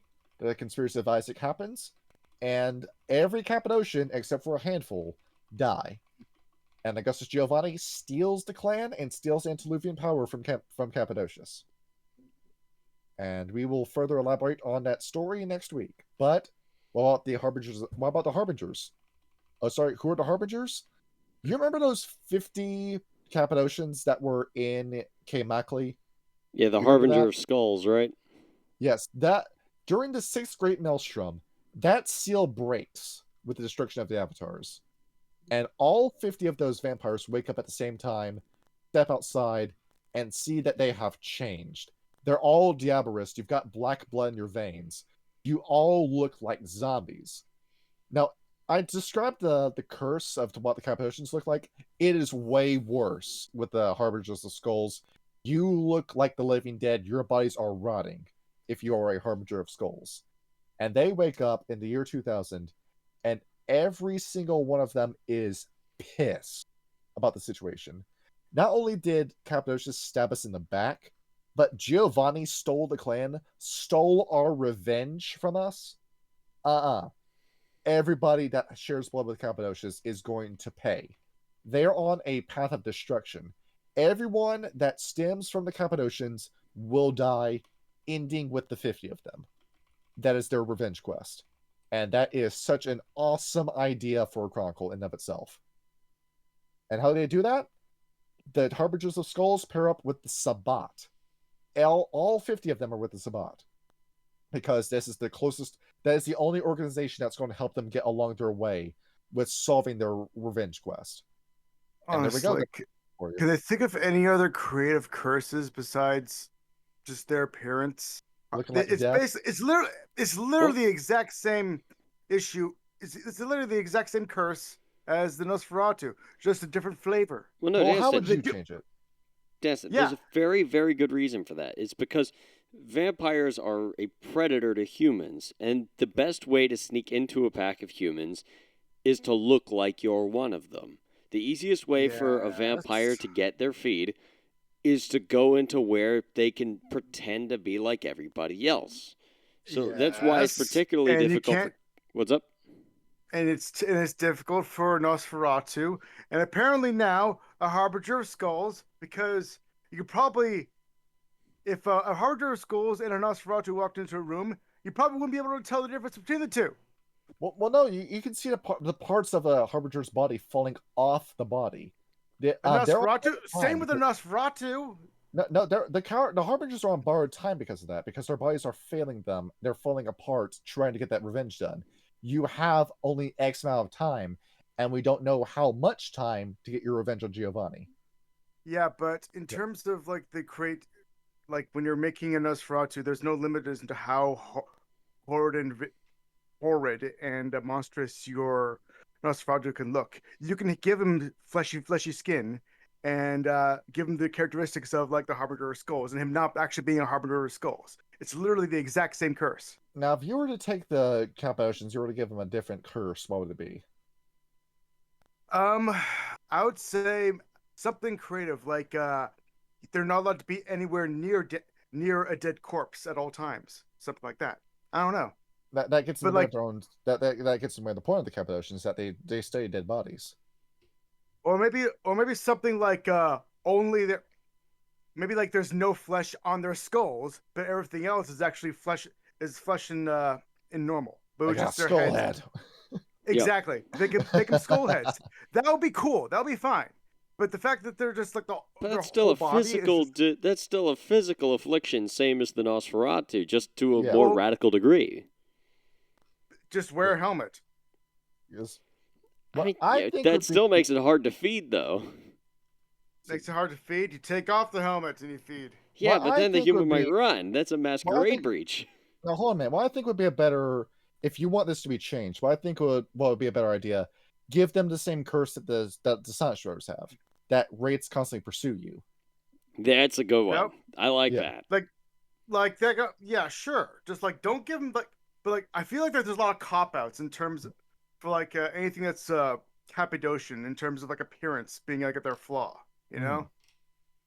Or you wish it was something else. Exactly, because it just feels like it's doing the exact same kind of like feel as the Nosferatu. Or maybe you could have gone like, say, their decaying bodies causes your strength score to permanently be 1, or something like that. Yeah, there you go. Something like that. Yeah, sure. It's just more than just the appearance. You got to get creative with it. Exactly. Yeah. All right. No idea. All right. And now we can finally talk about the discipline. You want to talk about Mortis? Let's talk about Mortis. It is Mortis o'clock. Or should we talk about the Nagaraja? Because I don't think we're ever going to get a good chance to talk about the Nagaraja anywhere else. Let's go ahead. Let's just bring up the Nagaraja for a brief moment. Okay, so and we got to talk about the Samedi right afterwards. Okay, so this is the Nagaraja clan symbol. And these guys are technically kind of sort of in the same boat as the Giovanni. These were Euthanatory mages that did the same kind of ritual that Tremere did before Tremere did it.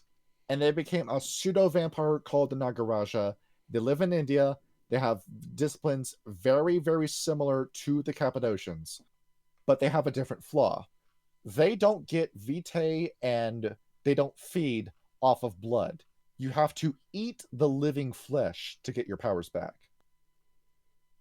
There's the thing with the Nagaraja. So it's not the vitae, it's the flesh. Yeah, you become a cannibal vampire. That's kind of sick, though. Yeah, and along with that, you're also able to eat souls as the Nagaraja. That's something you can do. And they have their own version of necromancy called nihilistics, I do believe. And hold on, you eat their souls, so you eat their feet? No, the spirit within. Said Tarantino. Yeah. Wiggle your big toe. If I don't see some feet, I'm going to say the N-word. I was there for 9 hours wiggling my big toe. Just the one big glob of sweat Tarantino wiped off his forehead after filming that scene. Oh my god. And now we get to talk about go ahead. The Samedi. The Samedi. You want to talk about the Samedi?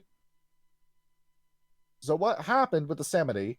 We don't know where they came from. We have one guy that could have done it, that being Lazarus, but we have no other explanation as to how the Samedi came into existence. They just popped up one day, and there they are.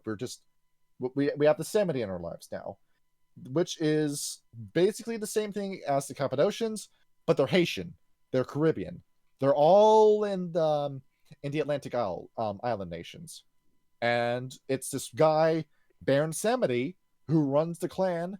He's this black guy. He paints his face white. He's got his jazz hands in the air. He's going, "Aren't you ready? Aren't you ready?" I love that musical. It's so good. And it's Keith David. It's just Keith David. And if it isn't Keith David, you're playing it wrong. The Keith David vampire. That's what he is. I fucking...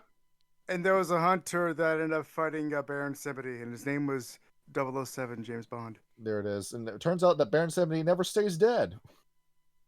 He keeps coming back, and we don't know how to kill this guy. And with the golden gun, obviously, duh. And with the Giovanni, they tried killing the Samity and then just couldn't do it. For some reason, the Samity just kept popping up. So he said, fuck it, we don't care, it's the Caribbean anyway, and left him alone. And when you're looking at the stupid modern 5e lore, it's the Nagaraja, the Giovanni, and the Samity that make up Clan Hakata. That's what they are. So behold, this is the only real opportunity we're going to get to talk about these guys. We talked about them. We're done. You're never going to hear about them again. I was ruling myself on my mother's side. Could I make a musical request? What? We can make a musical request. What are you thinking about? So, the video game background music of GoldenEye, the Egyptian level. Let's see. So we'll get this going in the background while we bring up Mortis. Now, before Augustus Giovanni came in and took Mortis and turned it into necromancy, this was the discipline as it was intended. Now, you might be asking me, what is the difference between Mortis and necromancy? Necromancy is the weird synthesis between thaumaturgy and Mortis. That's what that is. Because it's not the discipline being used, it's blood magic being used. Remember, Augustus Giovanni was a sorcerer. So the same thing with the Tremere's hermetic magic becoming thaumaturgy is the same thing with necromancy. So this is the same but different, and so very it's better in a strange way. And you notice that too with the mechanics, that with necromancy it's geared more towards offense, while with Mortis you got more defensive kind of powers between the two. And now let's consult our good friend the Soligia Wiki, because this is actually probably one of the best sources out there in terms of wait, I've got the Dark Ages knowledge. One. Let me get the let me find the Let's see. It's the Dark Ages. The White Wolf Wiki, it just never has enough information on it. No, okay, but I got it. We're good. So you might be noticing that there are many paths with this. There are many, many, many paths with this. Many different ways you can go through necromancy, depending on how, like, your own personal belief system about life and death changes how you use necromancy and Mortis. So we have a few paths in here. The first one we can bring up is Corpse of the Monster. Corpse in the Monster. The path enhances the necromantic understanding of the unliving form and allows the user to fully experience the corpse as a gateway between life and death. The path lets the vampire apply some of the corpse's traits to a vampire, and she can enhance or reduce the traits based on various levels. It's an enhancer kind of ability, where, for example, Cold as the Grave. The player spends one willpower point. For the remainder of the scene, the character takes no wound penalties, and the player gains an additional die to all dice pools that involve resisting emotional manipulation, such as intimidation or empathy. Sounds good, right? Pretty good. Pretty cool. It's an entire discipline dedicated to buffing out your stats. We also have the Grave's Decay. The path is derived from the obsession of working with all things mortal. Stone crumbles and the corpse rots away to nothing, and a process of endless fascination to the lost candidates known as Cappadocians. This is your path. Indeed, for the Undying, the process of decay is a fascinating disease that afflicts everyone and everything save themselves. Under this path, practitioner of necromancy channels that force. So what we were talking about before about Shigaraki, that's basically what this is. You read what Wither does, Dexterity and Brawl. You cause something to rot by touching it. I like how Rigor Mortis is basically just hold person, though. It basically is that, yeah. Or the Haunting, where take a while, I guess, as to what that is. That's all about wraiths, where you can summon wraiths, you can control wraiths, you can torment a wraith. And finally, we have the Path of Four Humors, which is what the Lamia have.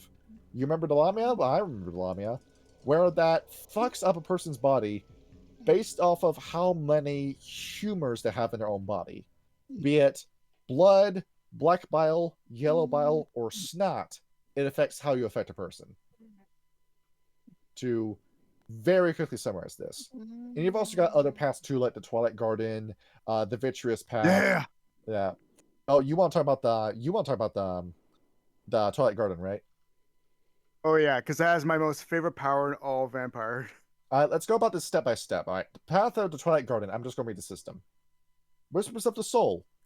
A Lilin whispers to one of the secret names of Lilith.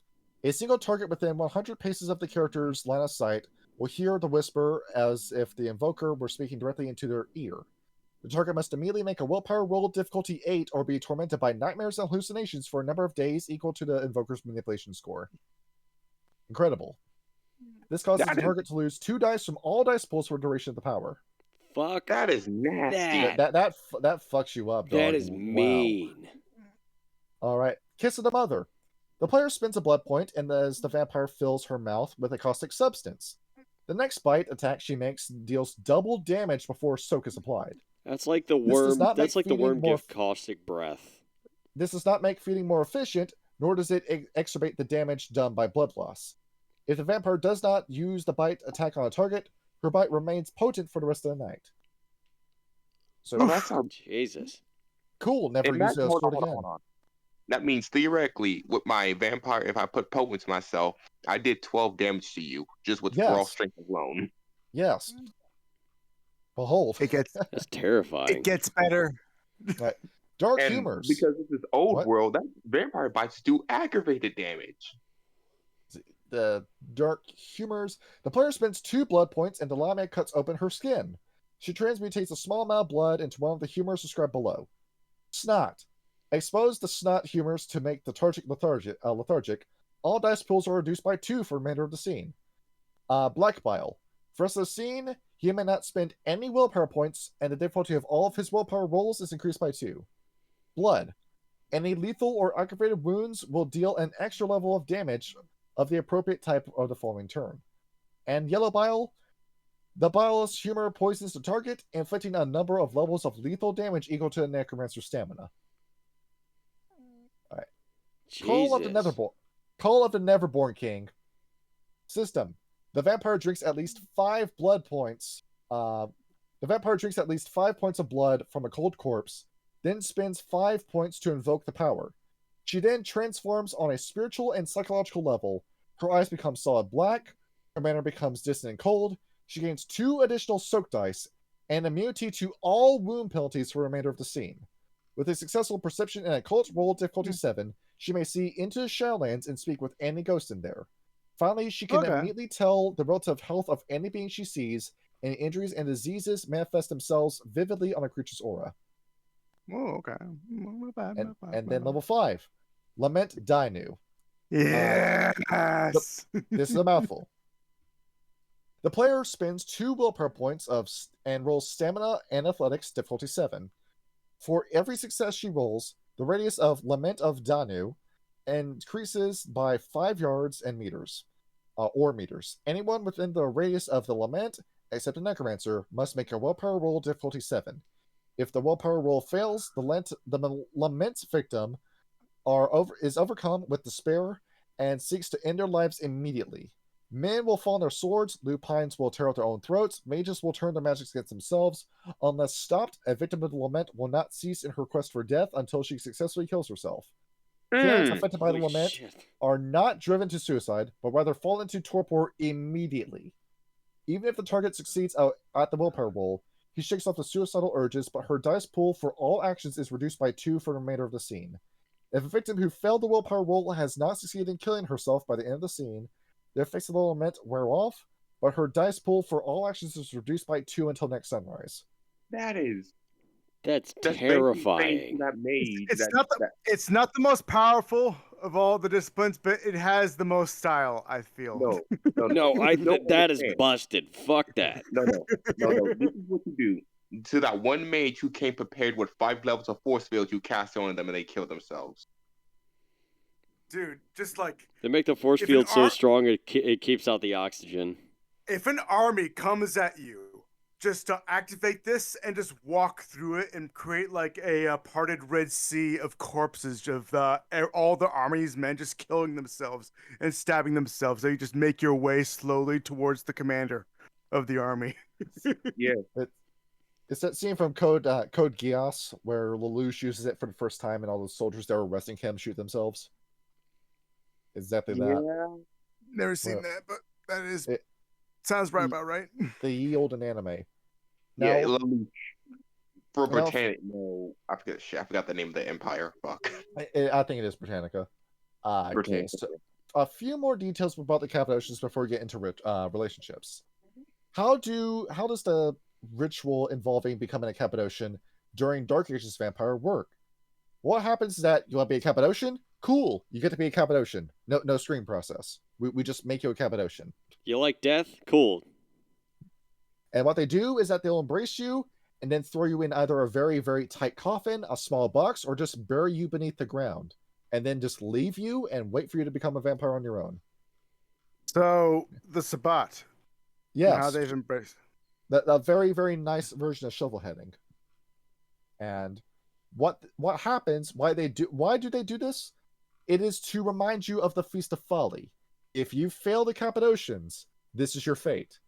Except they don't enforce their laws. No Cappadocian wants to be in charge, so fuck it, you just get to be a Cappadocian. Everybody gets to be a vampire now. You want to be a vampire? Cool, you get to be a vampire. The Brujah have a screening process. The Cappadocians don't. That's kind of funny, actually. The Brujah don't have a screening process. Well, actually, technically, the Gangrel don't have a screening process. Actually, they do, okay? Yeah. They have to... Because if you're... Yeah, make sure are you wild enough. No, the Gangrel, like, they're pretty sure they will not embrace anybody that hurts trees or harms the environment. All right, yeah, that's right. They won't bane somebody working for... They won't embrace somebody working for Pentex. Yeah, exactly. And with the Brujah, you just have to be a big NPC. You have to be either Destiny or Owen Schroyer if you want to be a Brujah. Jesus. Conversation. Who's the biggest NPC between the two? I'd say Destiny is. Owen Schroyer works with Alex Jones, so he's at the very least kind of funny.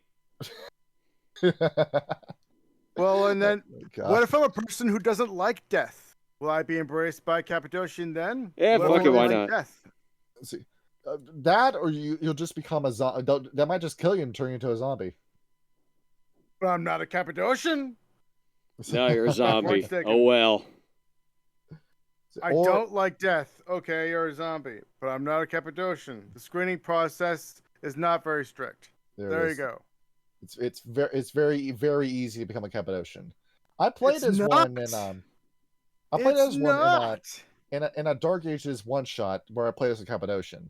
And it was a guy who got embraced during the Crusades, where he got embraced by the Cappadocians after one conversation with them. And that was a fun guy to play as, Giles Van Graff.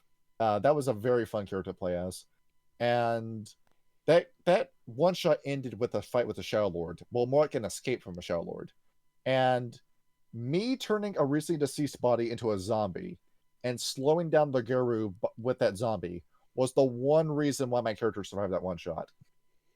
Yeah, that would have been fucking terrifying. It's like, here, take the fucking walking, shambling corpse. I'm getting the hell out of here. Yeah, I managed to slow him down by that much and got the hell out of there.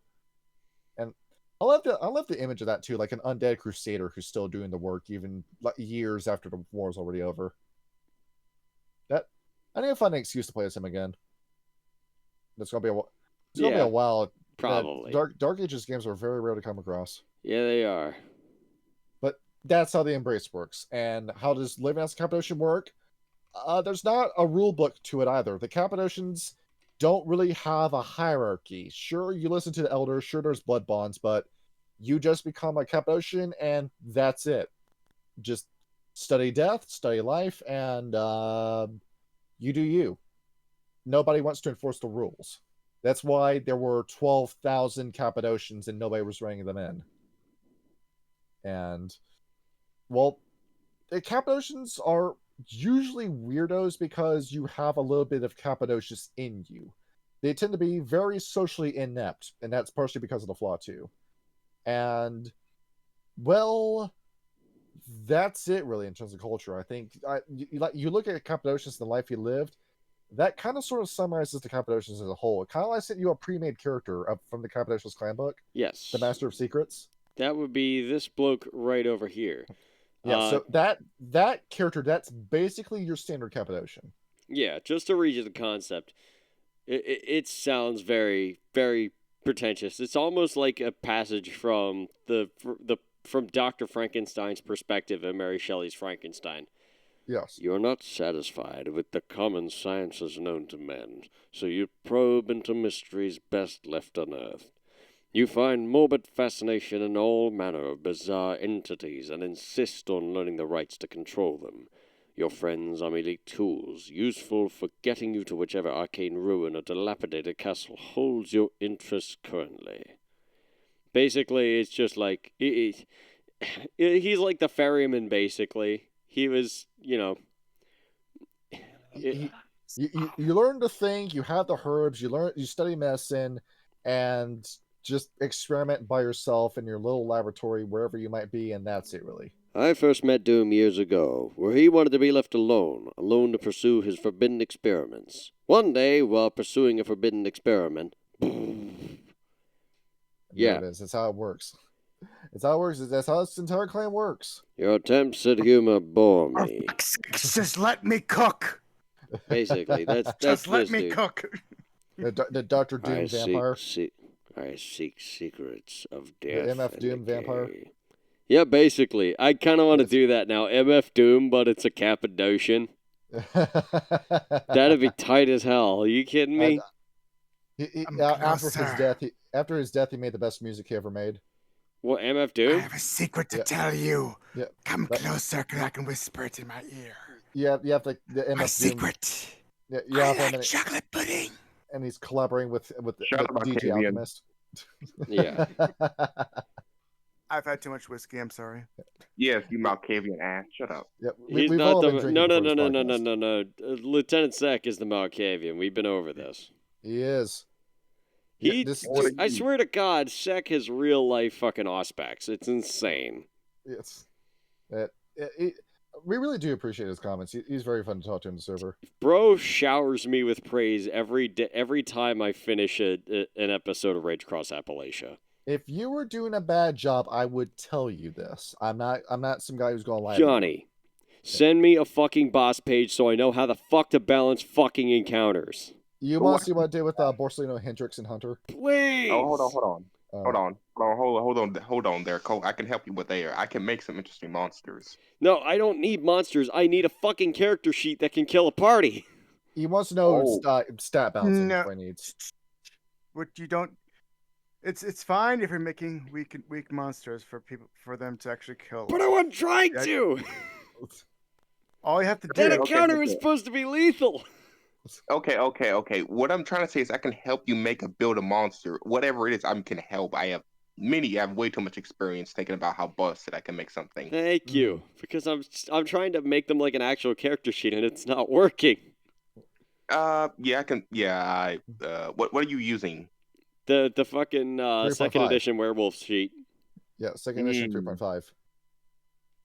Anyway, so how about you ask some people from the server to create some very broken characters, and they'll kill the party.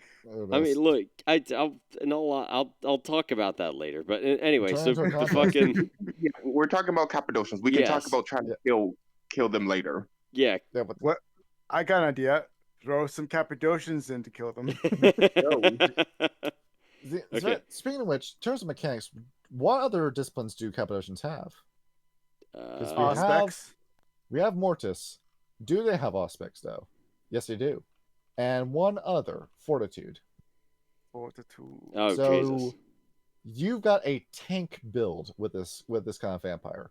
Because you've got the wall of zombies with if you're an elder at the very least, or you manage to, or you like bought zombies from your elder that are blocking the wall from between you and your opponent. You've got fortitude, so you're automatically succeeding those no soak rolls, and you've got that layer of armor on you. And then you combine it with aspects, you know what your opponent's going to do before they attack you, and you've got a vampire that just doesn't die. That's what you get. Yeah. You think the gangrel can be tanky? Now the Cappadocians outdo that. And you have other paths with Mortis too, because you can of course do the whole decaying kind of magic with that basically is I can't see it as anything other than Shigaraki Tomura. Yeah, but it works. So yeah. Anyway. If you really want to kill them, you could just make a Blade Master fucking Bruja. Those exist and they're nasty. The Bruja Samurai. Yeah, it would go kind of hard, not gonna lie. I would be excited to see that. Yeah, all the Bruja needs is just to go to the Tremere and have him make an enchanted silver sword that won't break. We can do what we did with Hendrix and Hunter, and we give Tremere anti-tribute the electrified brass knuckles. Please no. I mean, one of the main villains of the game is a Tremere, so to let you know, King, I had a whole plan for that where if Hendrix downed you, he was going to use that Path 11 bolt to start your heart again just to keep the fight going. Oh. It would have been a whole moment of I'm not done with you. You're getting back up. We're going for round 2. Hold on. I got May's entire response to that one. And this is for everyone here. Should we say, God, why? Why? Yeah, that sounds about right. So anyway, he would have kept going until you just couldn't move anymore. Yeah. Man wanted to fight. God damn it. The May's will to live would have dried up by a percentage. All right. Lose a permanent willpower. I have a question. What? Is it possible to zombify a Fae or even a changeling? That's an excellent question, actually. You can hold on. You can solidify their body, but the changeling's powers is in their soul, so no. Let's see. All right. Actually, if the changeling did some magic permanently in the real world, which they can, it just changelings don't do that often. You could get something really nasty. Well, can you zombify a werewolf? Yes. Yes. I think it could. There would have to be a menace, though, because when you kill a werewolf, they go into their breed forms after death. So the only one, so you'd have to be a menace, technically. Yeah. And I just recently found out how you can play one of the true Fae, and I'm Changeling 20th edition, and I'm looking at the book now. They made that thing? It's in the player's handbook. Yeah. Oh my gosh. The sheer level of destruction you're going to bring with that character. Yeah, but looking at this alone, it's going to suck being in the real world. And we could talk about rituals, but let me hold off rituals until we do the Giovanni episode. Yeah. Gotta get my dinner out of the oven. Haha. Yes. And one more thing about the Cappadocians, they're ghouls. They look just as freaky as the Cappadocian does.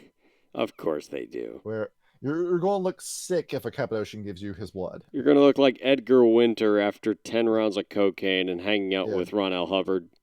That man made a Scientology album. That's why I brought up Ron L. Hubbard. You're going to look like Pee Wee Herman after he was arrested. And being in the same room as that man trying to work on anything. It's impossible. I also just like how just fucking freaky the artwork in Clan Cappadocian is. Because I posted a picture of like a page in the book in the main server. Let me see if I can put it in our YouTube server. Let me see if I can find it again. I found it. Let me just go ahead and let me just show you what that looks like again, Kyle. Yeah, it's not depicting anything in particular, but this is the kind of artwork in the book. I mean, yeah, the artwork I have noticed in the book is really fucking good. It's like Stephen Gamble kind of stuff when you look at it. It's super obscure and super creepy. Where what was that story, that the thing?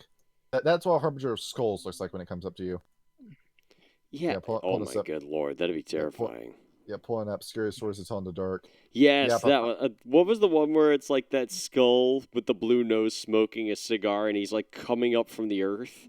Yeah, that's the cover of the book. I saw that in the library as a kid. It scared the shit out of me. You look at that picture and it captivates you. Like your kid brain, that's an alien image to you, and you don't really process what you're looking at. It's so surreal. Because I feel like if you want to do the Cappadocians the right way, so to speak, in a Vampire or Dark Ages game, flip through the artwork of Scary Stories to Tell in the Dark before you run that game, and just let those images sit in your mind while you play as the Cappadocian.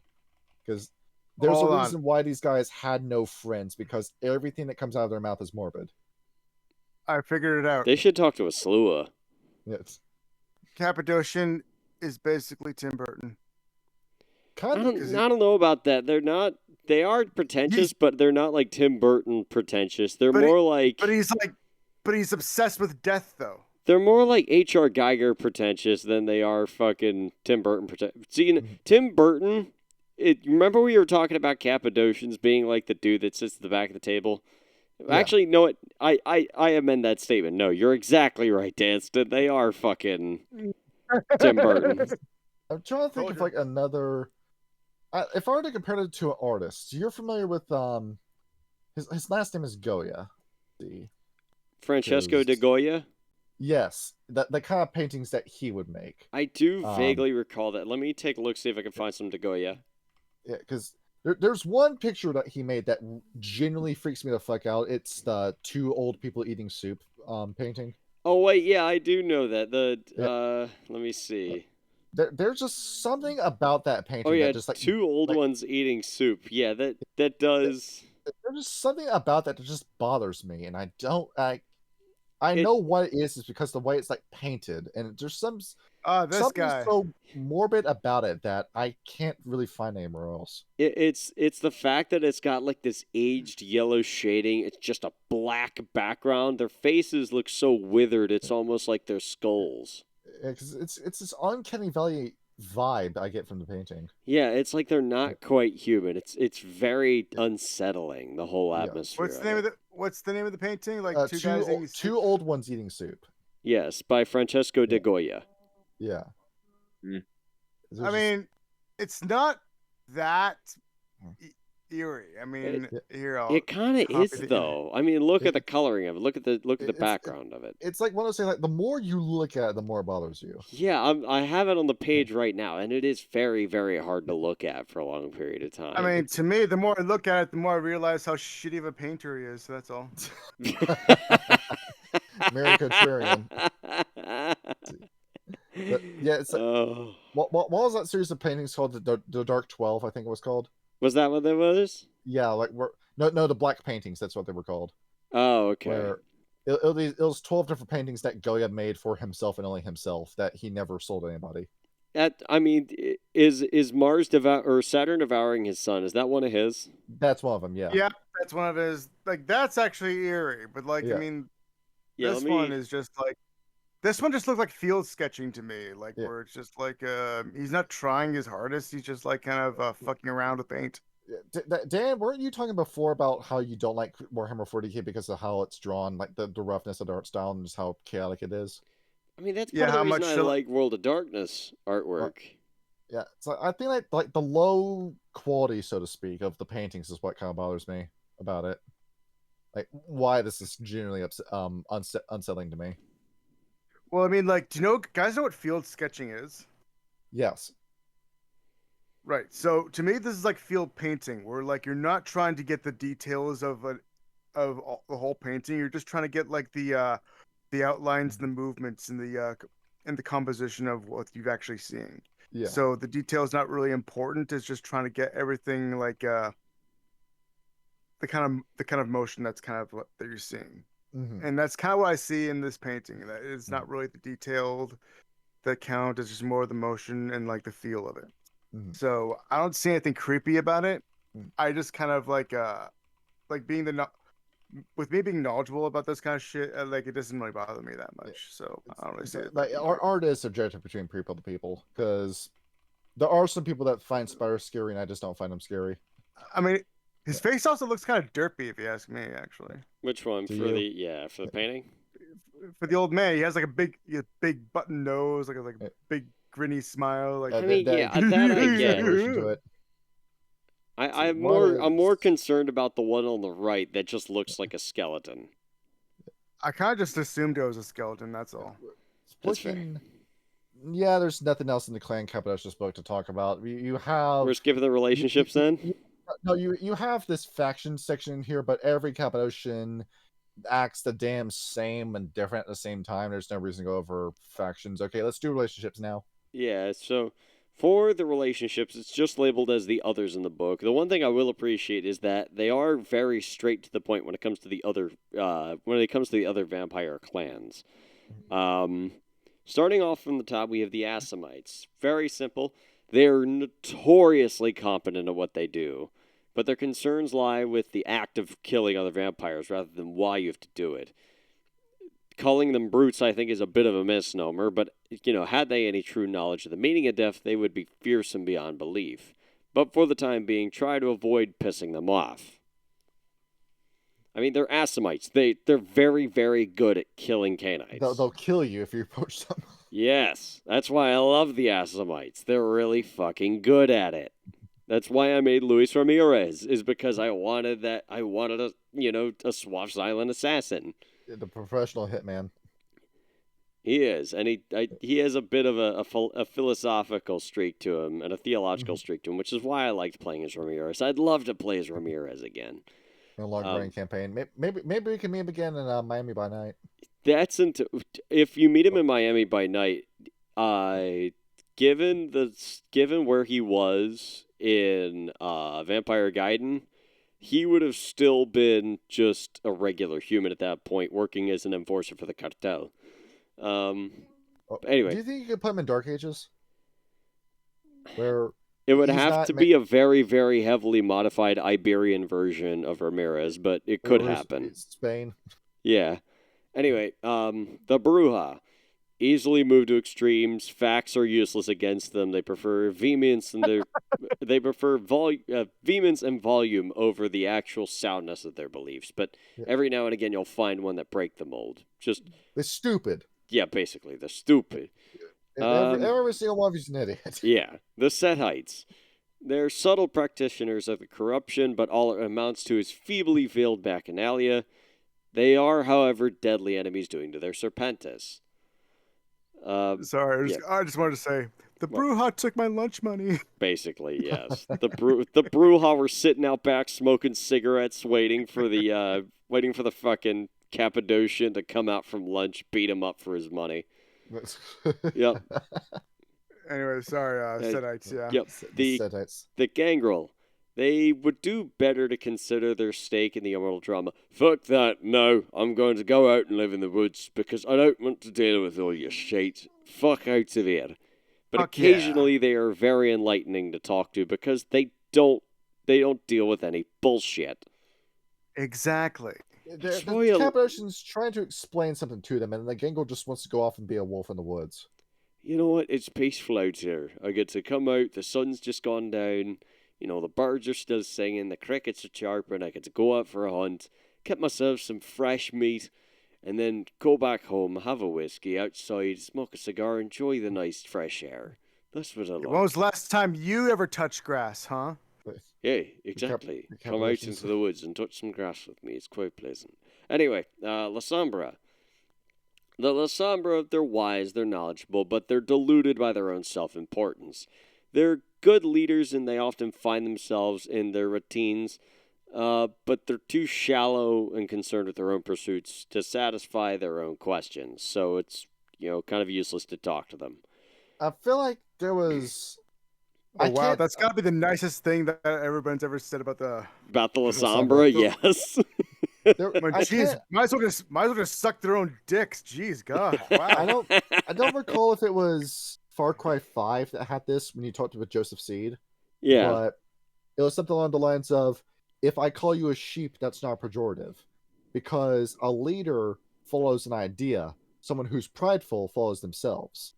It's that the Cappadocians see themselves as a leader because they're following Christ in the pursuit of answering the question of death. while the Sombra only ever worship themselves. Yeah, basically. Yeah. Even though, Joseph C was a pain in the ass and Far Cry 5 wasn't that good. Yeah, it's you want to be political, but then you backed out last minute. Well, no, I had more problems mechanically with the game and how it functioned rather than the story itself. The story had some things going on for it. It never fully followed through, which was disappointing. Yeah, the issue to follow through. The functionality of the game pissed me off. I'll get into that after the episode's over. Back to the Malkavians. The Cappadocians believe that they have found two different types of Malkavians. Idiots and the insane. The idiots are just court jesters who make eyes roll. The insane possess some of the most refreshingly colorful perspectives and unknowingly answer all the questions beyond their comprehension. Prize the latter for their insight and kill the former. Now, but the relationship between the Malkavians and the Cappadocians, they did have a loose relationship where I think the Malkavians were the only vampires who liked the Cappadocians, so to speak. Yep. But you can never really reach true wisdom by only ever having one teacher.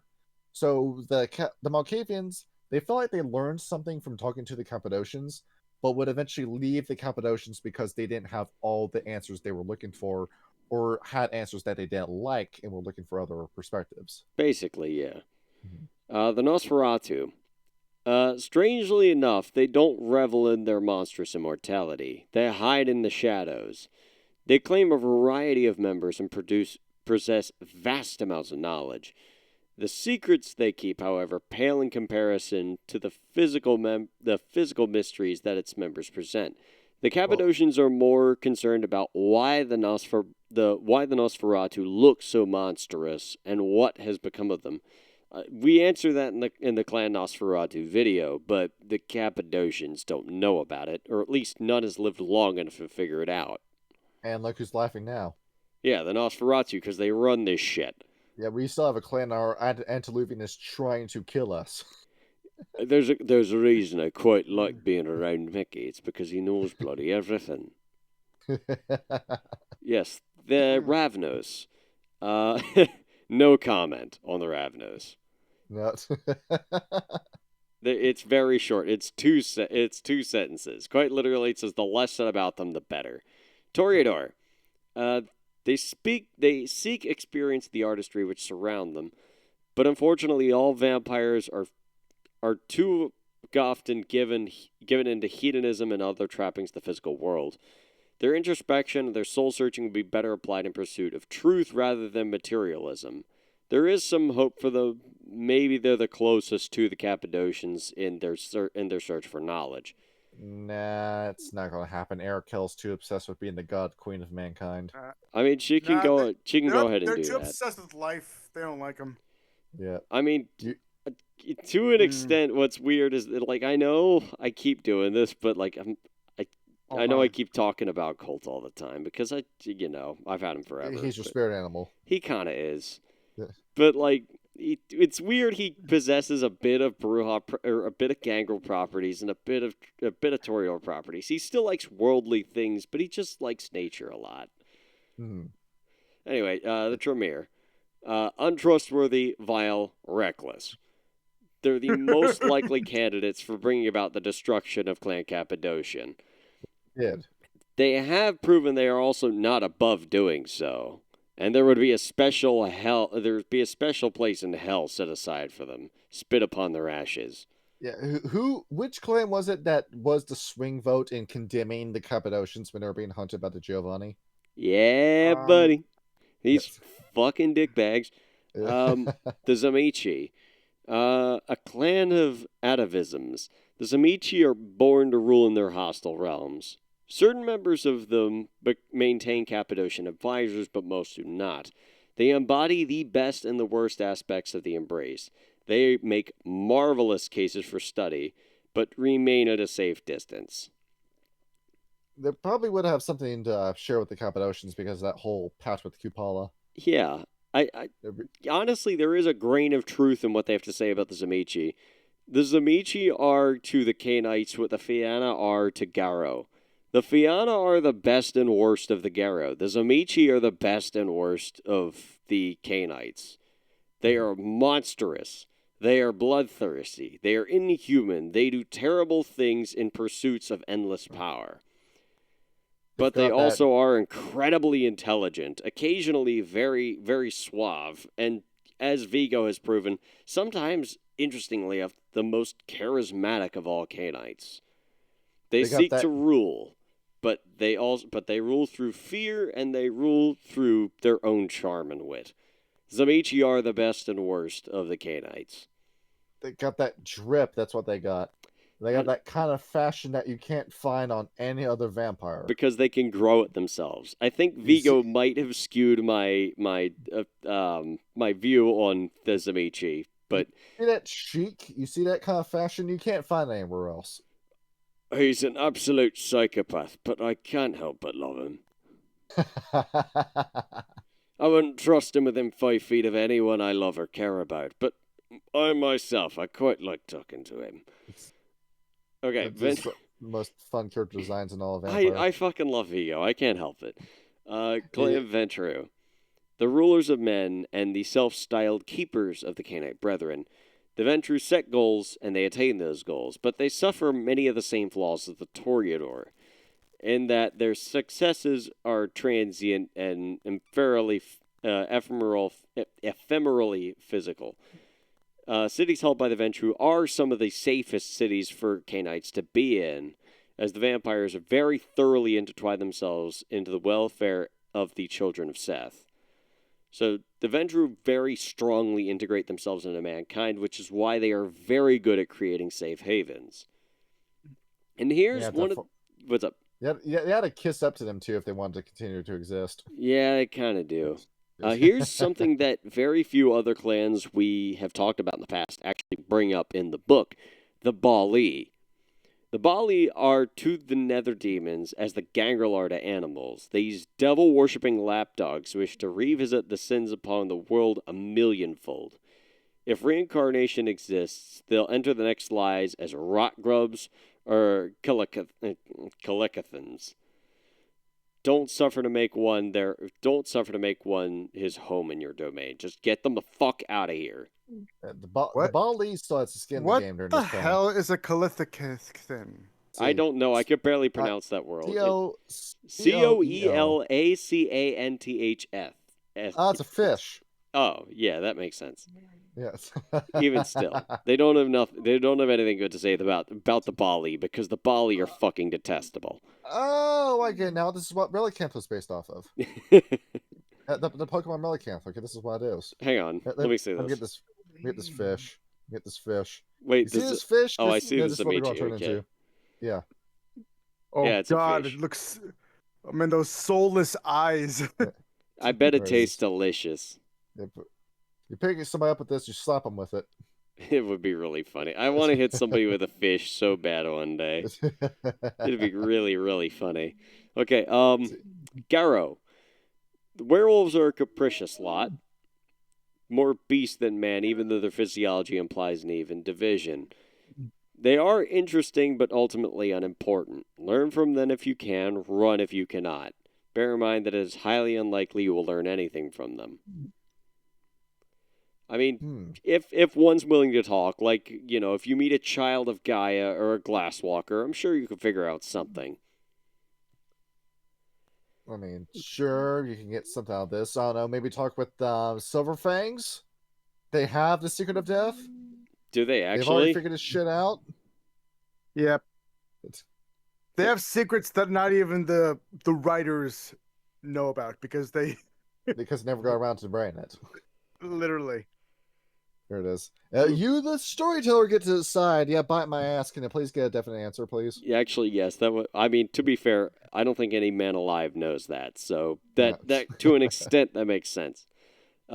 Mages and Magi. You'd be better off predicting where individual raindrops will land than attempting to grasp the working of a mage's mind. Their paths cross more often than they'd like because they frequently pursue the same ends. Some are worthy companions, and have they learned with the Giovanni, many are odious and insufferable. as they've also learned with the Tremere. Basically, every now and again you'll find a good one, but mostly fuck them. That's the story of Mage the Ascension. The traditions have failed and the democracy has taken their place. Kinda, yeah. In all honesty, I personally would love to fucking... I can't wait to eventually play a mage game where I can just play as an absolute fucking bastard, you Thanatos. You're itching for that game. I am. I'm gonna play. I think I was gonna play Gershwin Kaminsky, and he was gonna be Shadow Wizard Money Gang, who's just a hitman. I told you I have an idea for a Mage the Ascension game that takes place in 1936 Germany. But Polish resistance, let's go. For that game to kind of work the way I was thinking like Celestial Choristers, Hermetics, or Verbena for that one. Though maybe the Charcavanti can make their way in the Euthanatoi. Yeah, maybe. But put all your spheres in entropy. Now, you notice something with this book? No wraiths.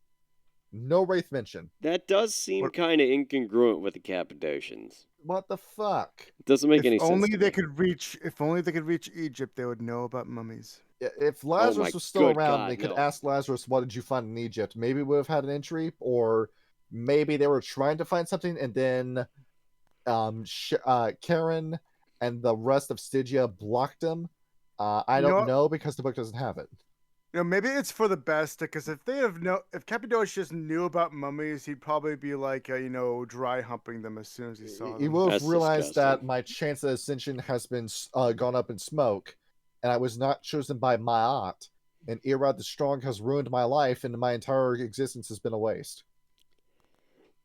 It would have been join the fucking club, mate. There'd be a rigor mortis in his pants, if you know what I mean. And same thing with Mage the Ascension, because the 10th sphere is how you get what Cappadocius has in mind, where he wants to overcome death and reach eternal life. And we'll get more into that plan, what kind of plan he tried doing with Augustus Giovanni in the Giovanni episode next week. But if you were going to do what Cappadocius was thinking, that would be the 10th sphere of magic. That is beyond what archmages can do. And there are no more archmages because of the Sixth Great Maelstrom. So, behold, Cappadocius, everything you've been trying to do, everything you've been trying to do your entire life, it has been all for nothing. Lol. Lamau even. Well, he did talk about demons, sort of. Did they? Demon the Fallen. Thinking about that, if a cryptic was to approach a Cappadocian, that would be an automatic devil deal. Immediately they would sign up with that idea. You want souls? I can go over. I can reach to a shell and I can get you a soul. Yes, just right away, soul. Right. Well, he'll just drop the soul right into her laps. What else? Yeah, I guess now is the time to start mixing splats. We'll start with Demon the Fallen. Okay, with Demon the Fallen, the Luciferians. No. No, because it runs counter to their goal. They want to transcend, while Lucifer wants to keep them on the planet forever. And yeah, and it's there's a possible theory in Hunter the Reckoning that Lucifer is also behind the Imbued, who are hunting vampires to extinction. So extinction. Yes, that would never work. That would never work. Faustians. Faustian is good at lying to you. It'll probably tell you how the secrets you're looking for. Oh, I know the secrets of death. Do you have a deal? You sign up with that contract, you can't go back. To be fair, they can learn the secrets of death. They can by making a deal with someone else. Fucking Faustians. Entire faction of liars. And then they make the deal and they're like, hey, I already knew this shit.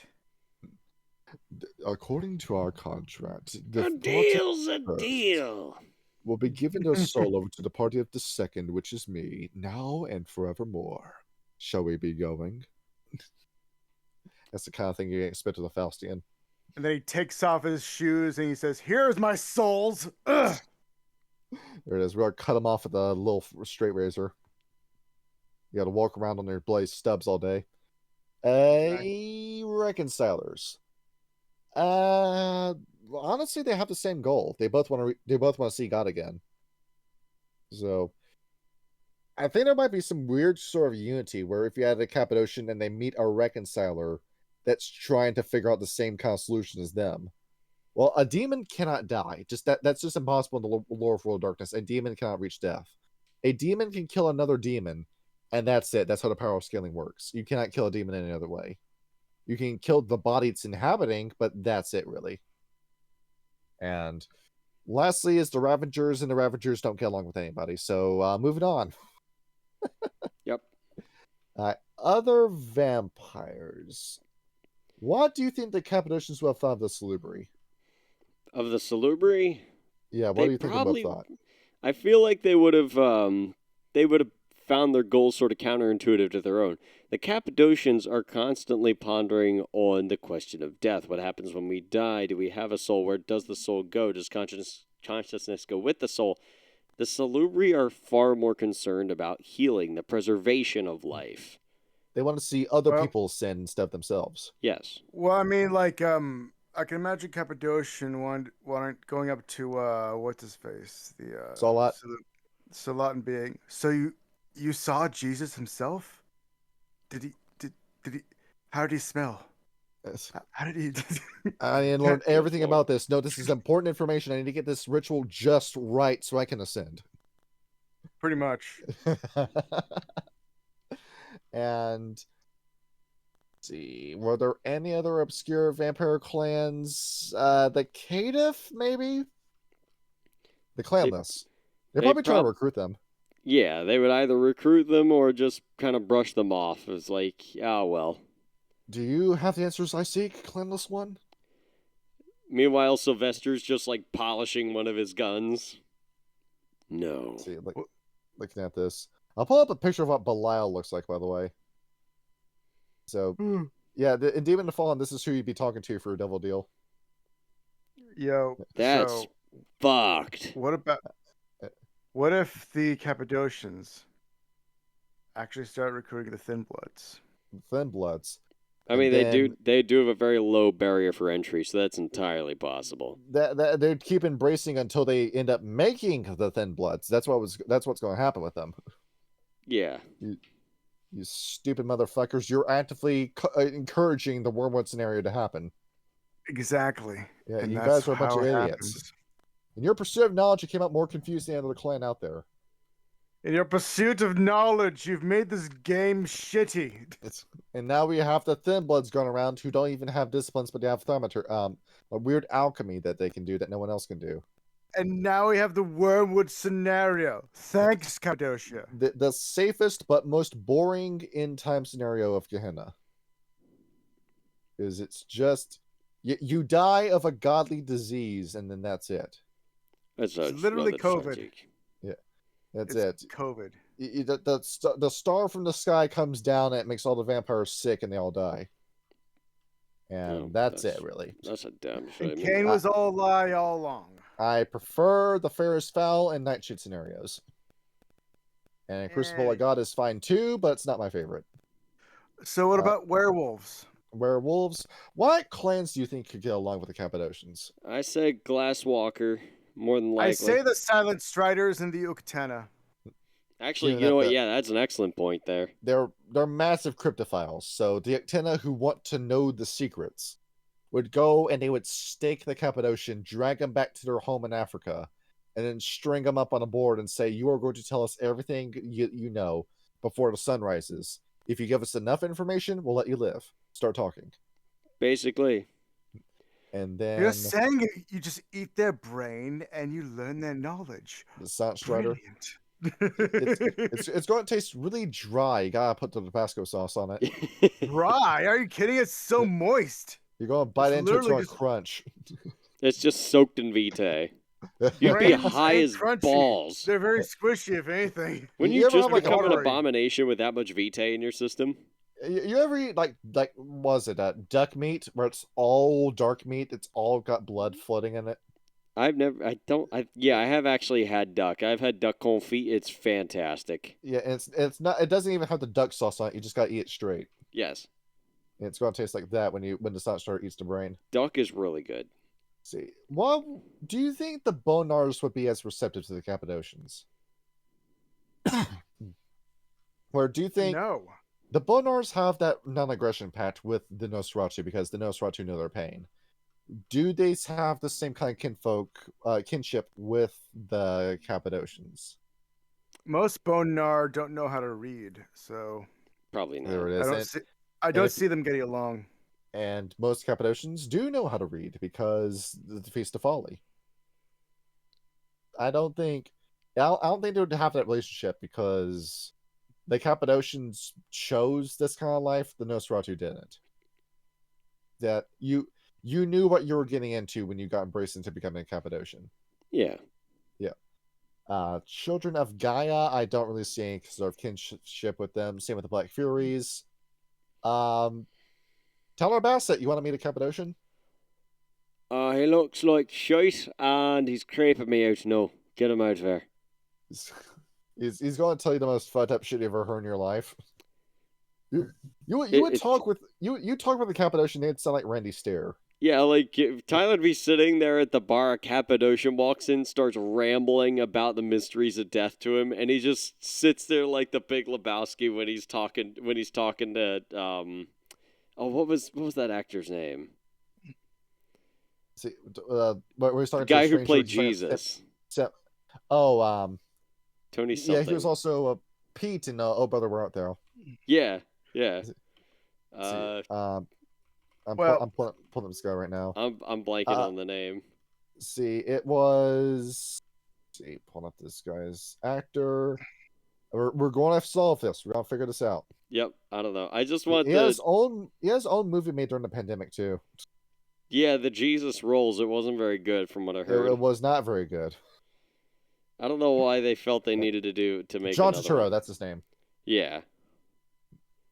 Okay, so a Cappadocian gets into a weird conversation with a stargazer. That try and gain knowledge. And they just try to out-weird each other. And you just get into, but eventually after so many hours and hours of talking, it just leads to answers being just very convoluted and nothing, and eventually just the Cappadocian would just get so pissed off, realizing that he thought he found something, but it's really just a wild goose chase and it's a red herring. So you're saying that it's all my fault and I shouldn't be, and that I should be just living life the way it is itself and not focus so much on death? Yeah. Fuck you. Yeah. Fuck you. He just throws away any advice they has. No, that's not the mysteries of death. What's that meme of that guy that finds the scrolls of mystery? Oh yeah, it's finally the scroll of mystery. It doesn't matter. Yeah. He just throws it away. It's basically a conversation. Wow, this is been wasting each other's worthless. time the entire time. Well, the Get Fenris, I guess if you want to level grind with the Get Fenris, you can just get a Cappadocian, get him to make zombies for you, and then you just test your strength against them. Yeah, that'd be funny. See, this Fomori I killed, revive it. Infinite target practice. Awesome. Yep. And then the Fomori just keeps coming back from Malpheus 500 times, and he just keeps getting pummeled by the Get Fenris. Because those gel dummies are fucking expensive, yo. Yeah, it's really funny. Get it for free with the Cappadocian. The worm would be so fucking confused. It's just like the Calamity Worm sitting down there in Malpheus, and the same fucking Bane just keeps coming back. And it's like, I'm back. Oh! Okay, I'm back. Red Talon, Shell Lords, Silver Fangs, and Wendigo. I think Rob, we know the answer on that. Yeah, no. No, they die. Not happening. Okay, other fair breeds, the Ananasi. Maybe. I don't really see what the two would have in common. They wouldn't have anything in common, old. but I'm sure that the Ananasi would know something that the Cappadocian wants. Something about your entire quest for knowledge is a big waste of time. You're just a pawn in the game between the wild and the worm. Yeah, that sounds like more like an Ananasi response. Because the Ananasi are all sociopaths who just immediately shoot down your vision quest. Yeah, basically. The best no, they're too various to really from a They're evaluation. They're too pernicious. Okay, all right. Well, The the Korax. Hey, I'm pretty sure Korax would love to tell the story about the Cappadocian, but they wouldn't like to talk to them. I feel like, well, no, I think the Korax might fuck with him a little bit. Just fly down. It's like, hey, buddy, I know this she, who knows a Slua, who knows a Redcap, who knows a Silent Strider, who's second cousins with a Silver Fang that might know the secret of death. Show me. And the Cappadocian just pulls out his notebook. Go on. And the Korax will just sit there for like 4 hours telling him some very convoluted instructions just to waste his fucking time. And then tell every other Garrow about it, and then they get a free Cappadocian head. Here's something that can help the Cappadocians out. Why don't you just talk to the girl? Yes! The ones that are invented necromancy. The girl might know something that you want to hear. You know these guys that hang out in the forest and sleep for centuries and they wake up, revive some dead shit, and go back to bed? Yeah, talk to them. In fact, they went to they had a whole war based around this knowledge. Why don't you just talk to them about it? They're saying the secret to death mastery is I have to love Gaia and worship her. There it is. You got a bit the girl in your little nappies, the wrong god the whole time, in your bonnets with your rattles and your little pacifiers. And that's how you solve the secret to eternal life. See, like you keep talking mad shit about the girl, and then I'm gonna bring Borislav back, and you're gonna love him. If they weren't such little babies, we won't have to say anything about them. I know many of my kind seem weak and important. The baby bears. Let it be known, I subscribe to no such niceties. See, it's like whenever I look at the girl, you remember back in like the 90s and early 2000s when every channel felt the need to do like a babies spinoff. Yeah, that was weird. What the fuck was up with that? Tunes, the Rugrats were already the Rugrats. What else was there? Like a pup named Scooby Doo. Yeah, and there was Muppet Babies. Yeah, and we just had to have a baby spinoff of everything. That's why I think when I see the girl. Yeah, what the fuck was up with that? That was weird. It's like the baby spinoff of Werewolf the Apocalypse is the girl. Yeah. Oh my god. The Macaulay. Come on, kids. Look, the Cappadocian would never, ever, ever on his life meet a Macaulay, but the Macaulay would know some shit. The Macaulay would know a lot of stuff because he got the Nesis. So go out and find the Macaulay. They have the prehistoric knowledge about the advanced life extension. Yes, and then the Cappadocian would finally be able to die happy. Yeah. But we can talk to King Agreed about talking to Macaulay. He knows what happens when you do that. That mountain used to be a hill. That hill was named Rocky. Then Macaulay steps in the spirit realm and says hello to him. Basically. You see the mountain grow in size and lift itself off the ground, and it's a Macaulay. Hold on, that actually is rather scary. That means I know all these spirits before they gain power. You know all this stuff. You would be able to give the Cappadocians so much information. Let's see. So the Rokea and the Naga, probably not. And then the Noisha would just troll the Cappadocians, say, I have the secret of death, but I'm not going to tell it to you. Neener. Oh, yeah. Dance to tell another joke about how about how the Cappadocians are emo. Yeah, no. Here's something about the Noishans as I did some more research into coyotes.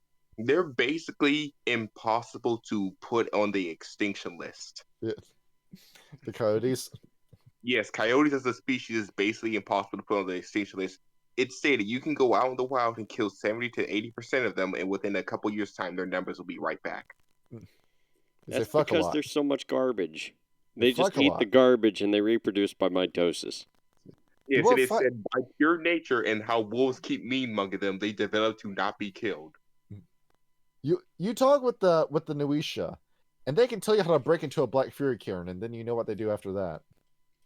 Look here, all I have to do is pretend like I'm captured and I get my rocks off. It's fine. I will never get as much pussy as the Noisha do, and that's always going to haunt me. It's going to follow me into my grave. Have you, Troy, just dancing one? I'm pretty sure the Noisha would be like, so you want to know the secret of death? He kills them. There you go. That's the secret of death. That'd be really funny, actually. The secret of death is that you just die. How to become a fossil. Step 1, die. Yeah, but ultimately, Cappadocian, he didn't have. It's very much so about this thing how Antediluvians see their clans. They're thought of as disposable soldiers most of the time. Mm-hmm. Disposable. Yeah. Absolutely. Same with zombies. Yeah, if the Antediluvians woke up now and they view their clan as stupid, they'll kill most of them and just start their clan back up again. And this time, they'll all be around 4th to 5th generation because he is siring them in mass again. Well, I can't see the Nuisha actually teaming up with the Cappadocian and like creating an army of undead to do just like the goofiest shit. Because they can get away with doing it. That's why. Yeah, it's you. Let me make this real clear here. If you want to make a base that's surrounded by like 50 guards, as a Cappadocian or a necromancer, you can do that. The Nuisha is creating a musical, and he's just casting a whole bunch of undead people. Hold on, that is like a pretty good campaign idea. You're a bunch of hunters, and you have to kill a Cappadocian or a you have to kill a vampire necromancer. You have to get to his mansion of undead. That sounds like an adventure. I mean, that would just be a really, really long fucking dungeon. It's like going into Mitanu's house. I mean, they kind of actually there already is like a dungeon crawl in like involving the Cappadocian. I think it is actually in like I think it's in the Giovanni Mexico Chronicles. Yeah. Exactly. Yeah. And lastly, the Ratkin. No. See, the Cappadocian meets the Ratkin, and then the Cappadocian dies. Yep, basically. The Cappadocian or the Ratkin dies. It's very so kill. It's a fight between the Tomb Kings and the Skaven in 40k. No, in fantasy. Yes, we can mock the Ratkin all they want, but unlike everybody else, they will suicide charge you constantly every day. Have the Ratkin finished building the nuke yet? Yes. Okay. When is it going off? When the rest of the world won't try to kill us if we try to do it. No, they're gonna make something that's just scary enough to the fact where Pentex makes something that kills us in about 20 years after they give us the thing that's supposed to kill the other thing. Hold on. Radioactive zombies. No, hold on. Yeah, no, hold on. I got a correction here. Yes, we're done building the nuke, but we need the nukes for the other cities first. Basically. Every individual city gets a little bomb, and the Ret can make a bomb just for you, and then they set them off all at the same time. We need a nuke for all the cities. We can't just set up one. That'll ruin the surprise. All right. So what about the black spirals? Black spirals, I'll fuck them. No. The Cappadocian would hate them. Probably. Like, what do you mean you want to die? I live in eternal pain. I am a corrupted being. All I do is kill things and rape them. I want to die. You want to die and you worship a death god? Well, here, we'll solve that problem for you. Basically. Hold on. Not necessarily in that order.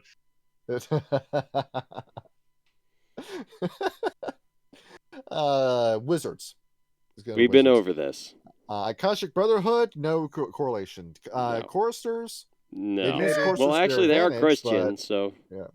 Yeah. So how did Jesus resurrect? That's all they want to know. Yeah, they'd have a conversation with them, and then the chorister would call them a heretic and then burn them at the stake. And to be fair, the choristers make sense. Christianity, I'm counting Judaism and Islam too, is the world's biggest religion, so the choristers actually make sense. Yeah, they would talk with them, see where they're standing with beliefs, and then judge their execution based on their answers. Or if the vampire tries to seek redemption, if the choristers feeling rather kind, that it's going to be a let go. I'm just going to let you go, man. See, the Cult of Ecstasy, they'd have something to talk about with the ecstatics if their lungs worked. Holy shit, man! The Christian church is always filled with the supernaturals on a daily basis. It is. Everybody wants a piece of their Jesus. And then the drugs don't work on the Cappadocian because your blood doesn't work. Daddy. The drugs don't work on the Cappadocians because your blood isn't pumping. Well, hold on. For a vampire to get high, they have to drink fairy blood. That's how you gotta do it. There's only so many fairies to go around in these modern nights. Some get high on life. I get high on death. I get high on the blood of that fairy. No, I get high on the blood of that satyr that just took cocaine. That mountain of cocaine that you saw in Scarface, the satyr has to take all of that to get anything. That's a lot of cocaine. Euthanatory. Look, buddy. I cause death. I don't ask questions. Yeah, No. Their interaction will be a fucking over trying to outdo each other. You cause 5 deaths, I cause 10. I cause a zombie, I cause 20 zombies. Whenever Euthanatory goes, the Cappadocian's right behind them picking up the bodies. They're basically scrappers after a war. Yes. Oh God! Imagine this: you're a Cappadocian or Giovanni after World War II. You have just so many corpses. That'd be terrifying to think about. See, the Dream Speakers, you have nothing in common with this group. Same with the Hermetics. Even though you started the Hermetics, kind of sort of, by talking to Hermes Trismegistus, you have nothing in common with them. What about the Verbena? The Verbena, you use your magic very similarly because I guess making zombies would also qualify under the life sphere. I think it's more of a mixture of life and entropy. But the Verbena, like if you were talking about Clan Lamia, they would have a lot in common with the Verbena because the Verbena may or may not be venerating Lilith with their 3 goddesses, but Cappadocians themselves, probably not. I don't know. I think they're just both looking at each other, like rubbing their hands, just looking at each other. Yes. See, I can't wait to extract all of your resources. Pretty much. And then the Sons of Ether and the Virtual Adepts. Well, if the Cappadocians lived long enough, if they lived long enough to see a computer, then maybe we would have something, but they didn't.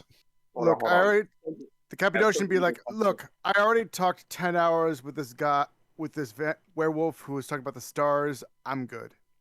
No, I don't want you talking about this guy who says steampunk is the future. I'm good. I don't need to go on the internet. I don't need to see any of this shit. I don't know, like, I love the meme that's been going around where it's like, Thanos thought that he had to kill a half of all the universe's population. Ultron was on the internet for 15 minutes and decided it all had to go.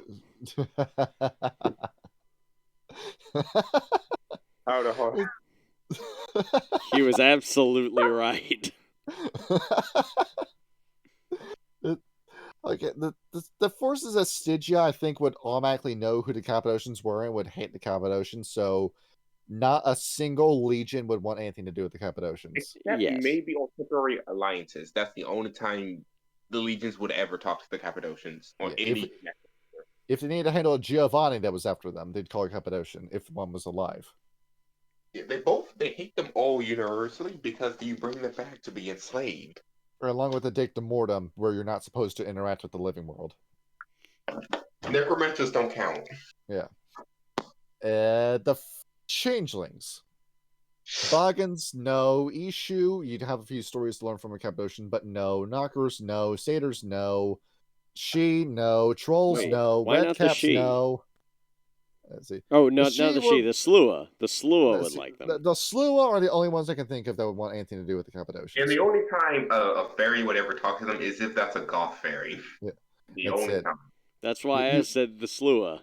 You would have the Slua that would want to interact with them because the Cappadocians are creepy and they say creepy shit, and the Slua would want to talk creepy shit with the Cappadocian. Get some free glamour off of that.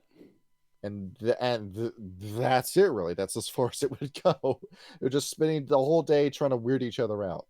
I think that would form a very beautiful friendship, but they can't really exploit each other because they don't want anything from each other. But I mean, like Cappadocians, they get company, and the Sleuth, they get glamour. So that is kind of a good exchange. It's a good exchange indeed. Yes, indeed. Mummy the Resurrection. I'm pretty sure just knowing that the mummies exist would piss off a Cappadocian because they realize they're wasting their time. Yep. Go to Egypt and find one. And then you're good. They tried and they failed. They had their chance. You could have died normally, and then you would have been given the eternal life, and you getting embraced in the Cappadocians, you just pissed away your chance at getting what you wanted. Yep, have fun, dickwad. There it is. Behold, you've wasted your life. No, set them over in that point. Yep. Ah, man. Yeah, Cappadocians. So they like dead shit. Yeah, that's the clan for you. Yeah, it's pretty simple. Yeah, pretty simple. So we're going to put a pause in the story. and then we're going to continue it next week. Yep. When we talk about Cappadocian shit. Clan Giovanni next week. So, sleep well and dream of zombies. Sleep well. I guess that makes no difference. Probably not. All right. Good night, everybody. Do vampires dream? I don't. Do they not? No, they don't. Nope. Oh. Of electric sheep. Your brain isn't producing DMT anymore. That seems like a bit of impairment. That sucks. I feel like you could still get a vision or something. Like, you still have a soul. Yeah, if you have thaumaturgy, maybe you get something, but then that's it. I guess. Okay, hold on. To end this conversation, 1, vampires don't dream. 2, they can sort of dream, but it's because they're so dead inside, and people keep forgetting this. But all emotions that a vampire feels is deadened and leaden. It doesn't feel vibrant. Dead inside. Okay. Dead inside. Every single one of us is dead inside. Except for rage. Except for rage. Vampires feel that one 100%. They feel rage 100%. Me? I quite like being out in the woods and spending time with my family, but, well, can't have nothing, can I? Yes. Anyway, everybody go out there and watch Corpse Bride. Don't that movie. Do not eat while watching that movie. You will vomit. That sounds disgusting. Yes. It's got a lot of gross out humor in it, from what I remember. Yeah, fuck Tim Burton. Yes. That movie's good. I'm sorry, I don't like Tim Burton. I never have liked Tim Burton. My grudge against him is the remake of the Alice in Wonderland movie. I don't like Tim Burton. I don't like his visual style. I don't like his writing. I don't like his stories. I don't like his cinematography. I don't like Tim Burton. The only Tim Burton movie I liked was Sweeney Todd. Stop trying to cover my favorite movies. You little cunt. You won't watch Monkey Bone instead? No. Fucking Monkey Bone. Anyway. We're gonna watch Monkey Bone. All right, let's hang up this video call. We're done. Good night, everybody. And Fraser. Good night. Bye.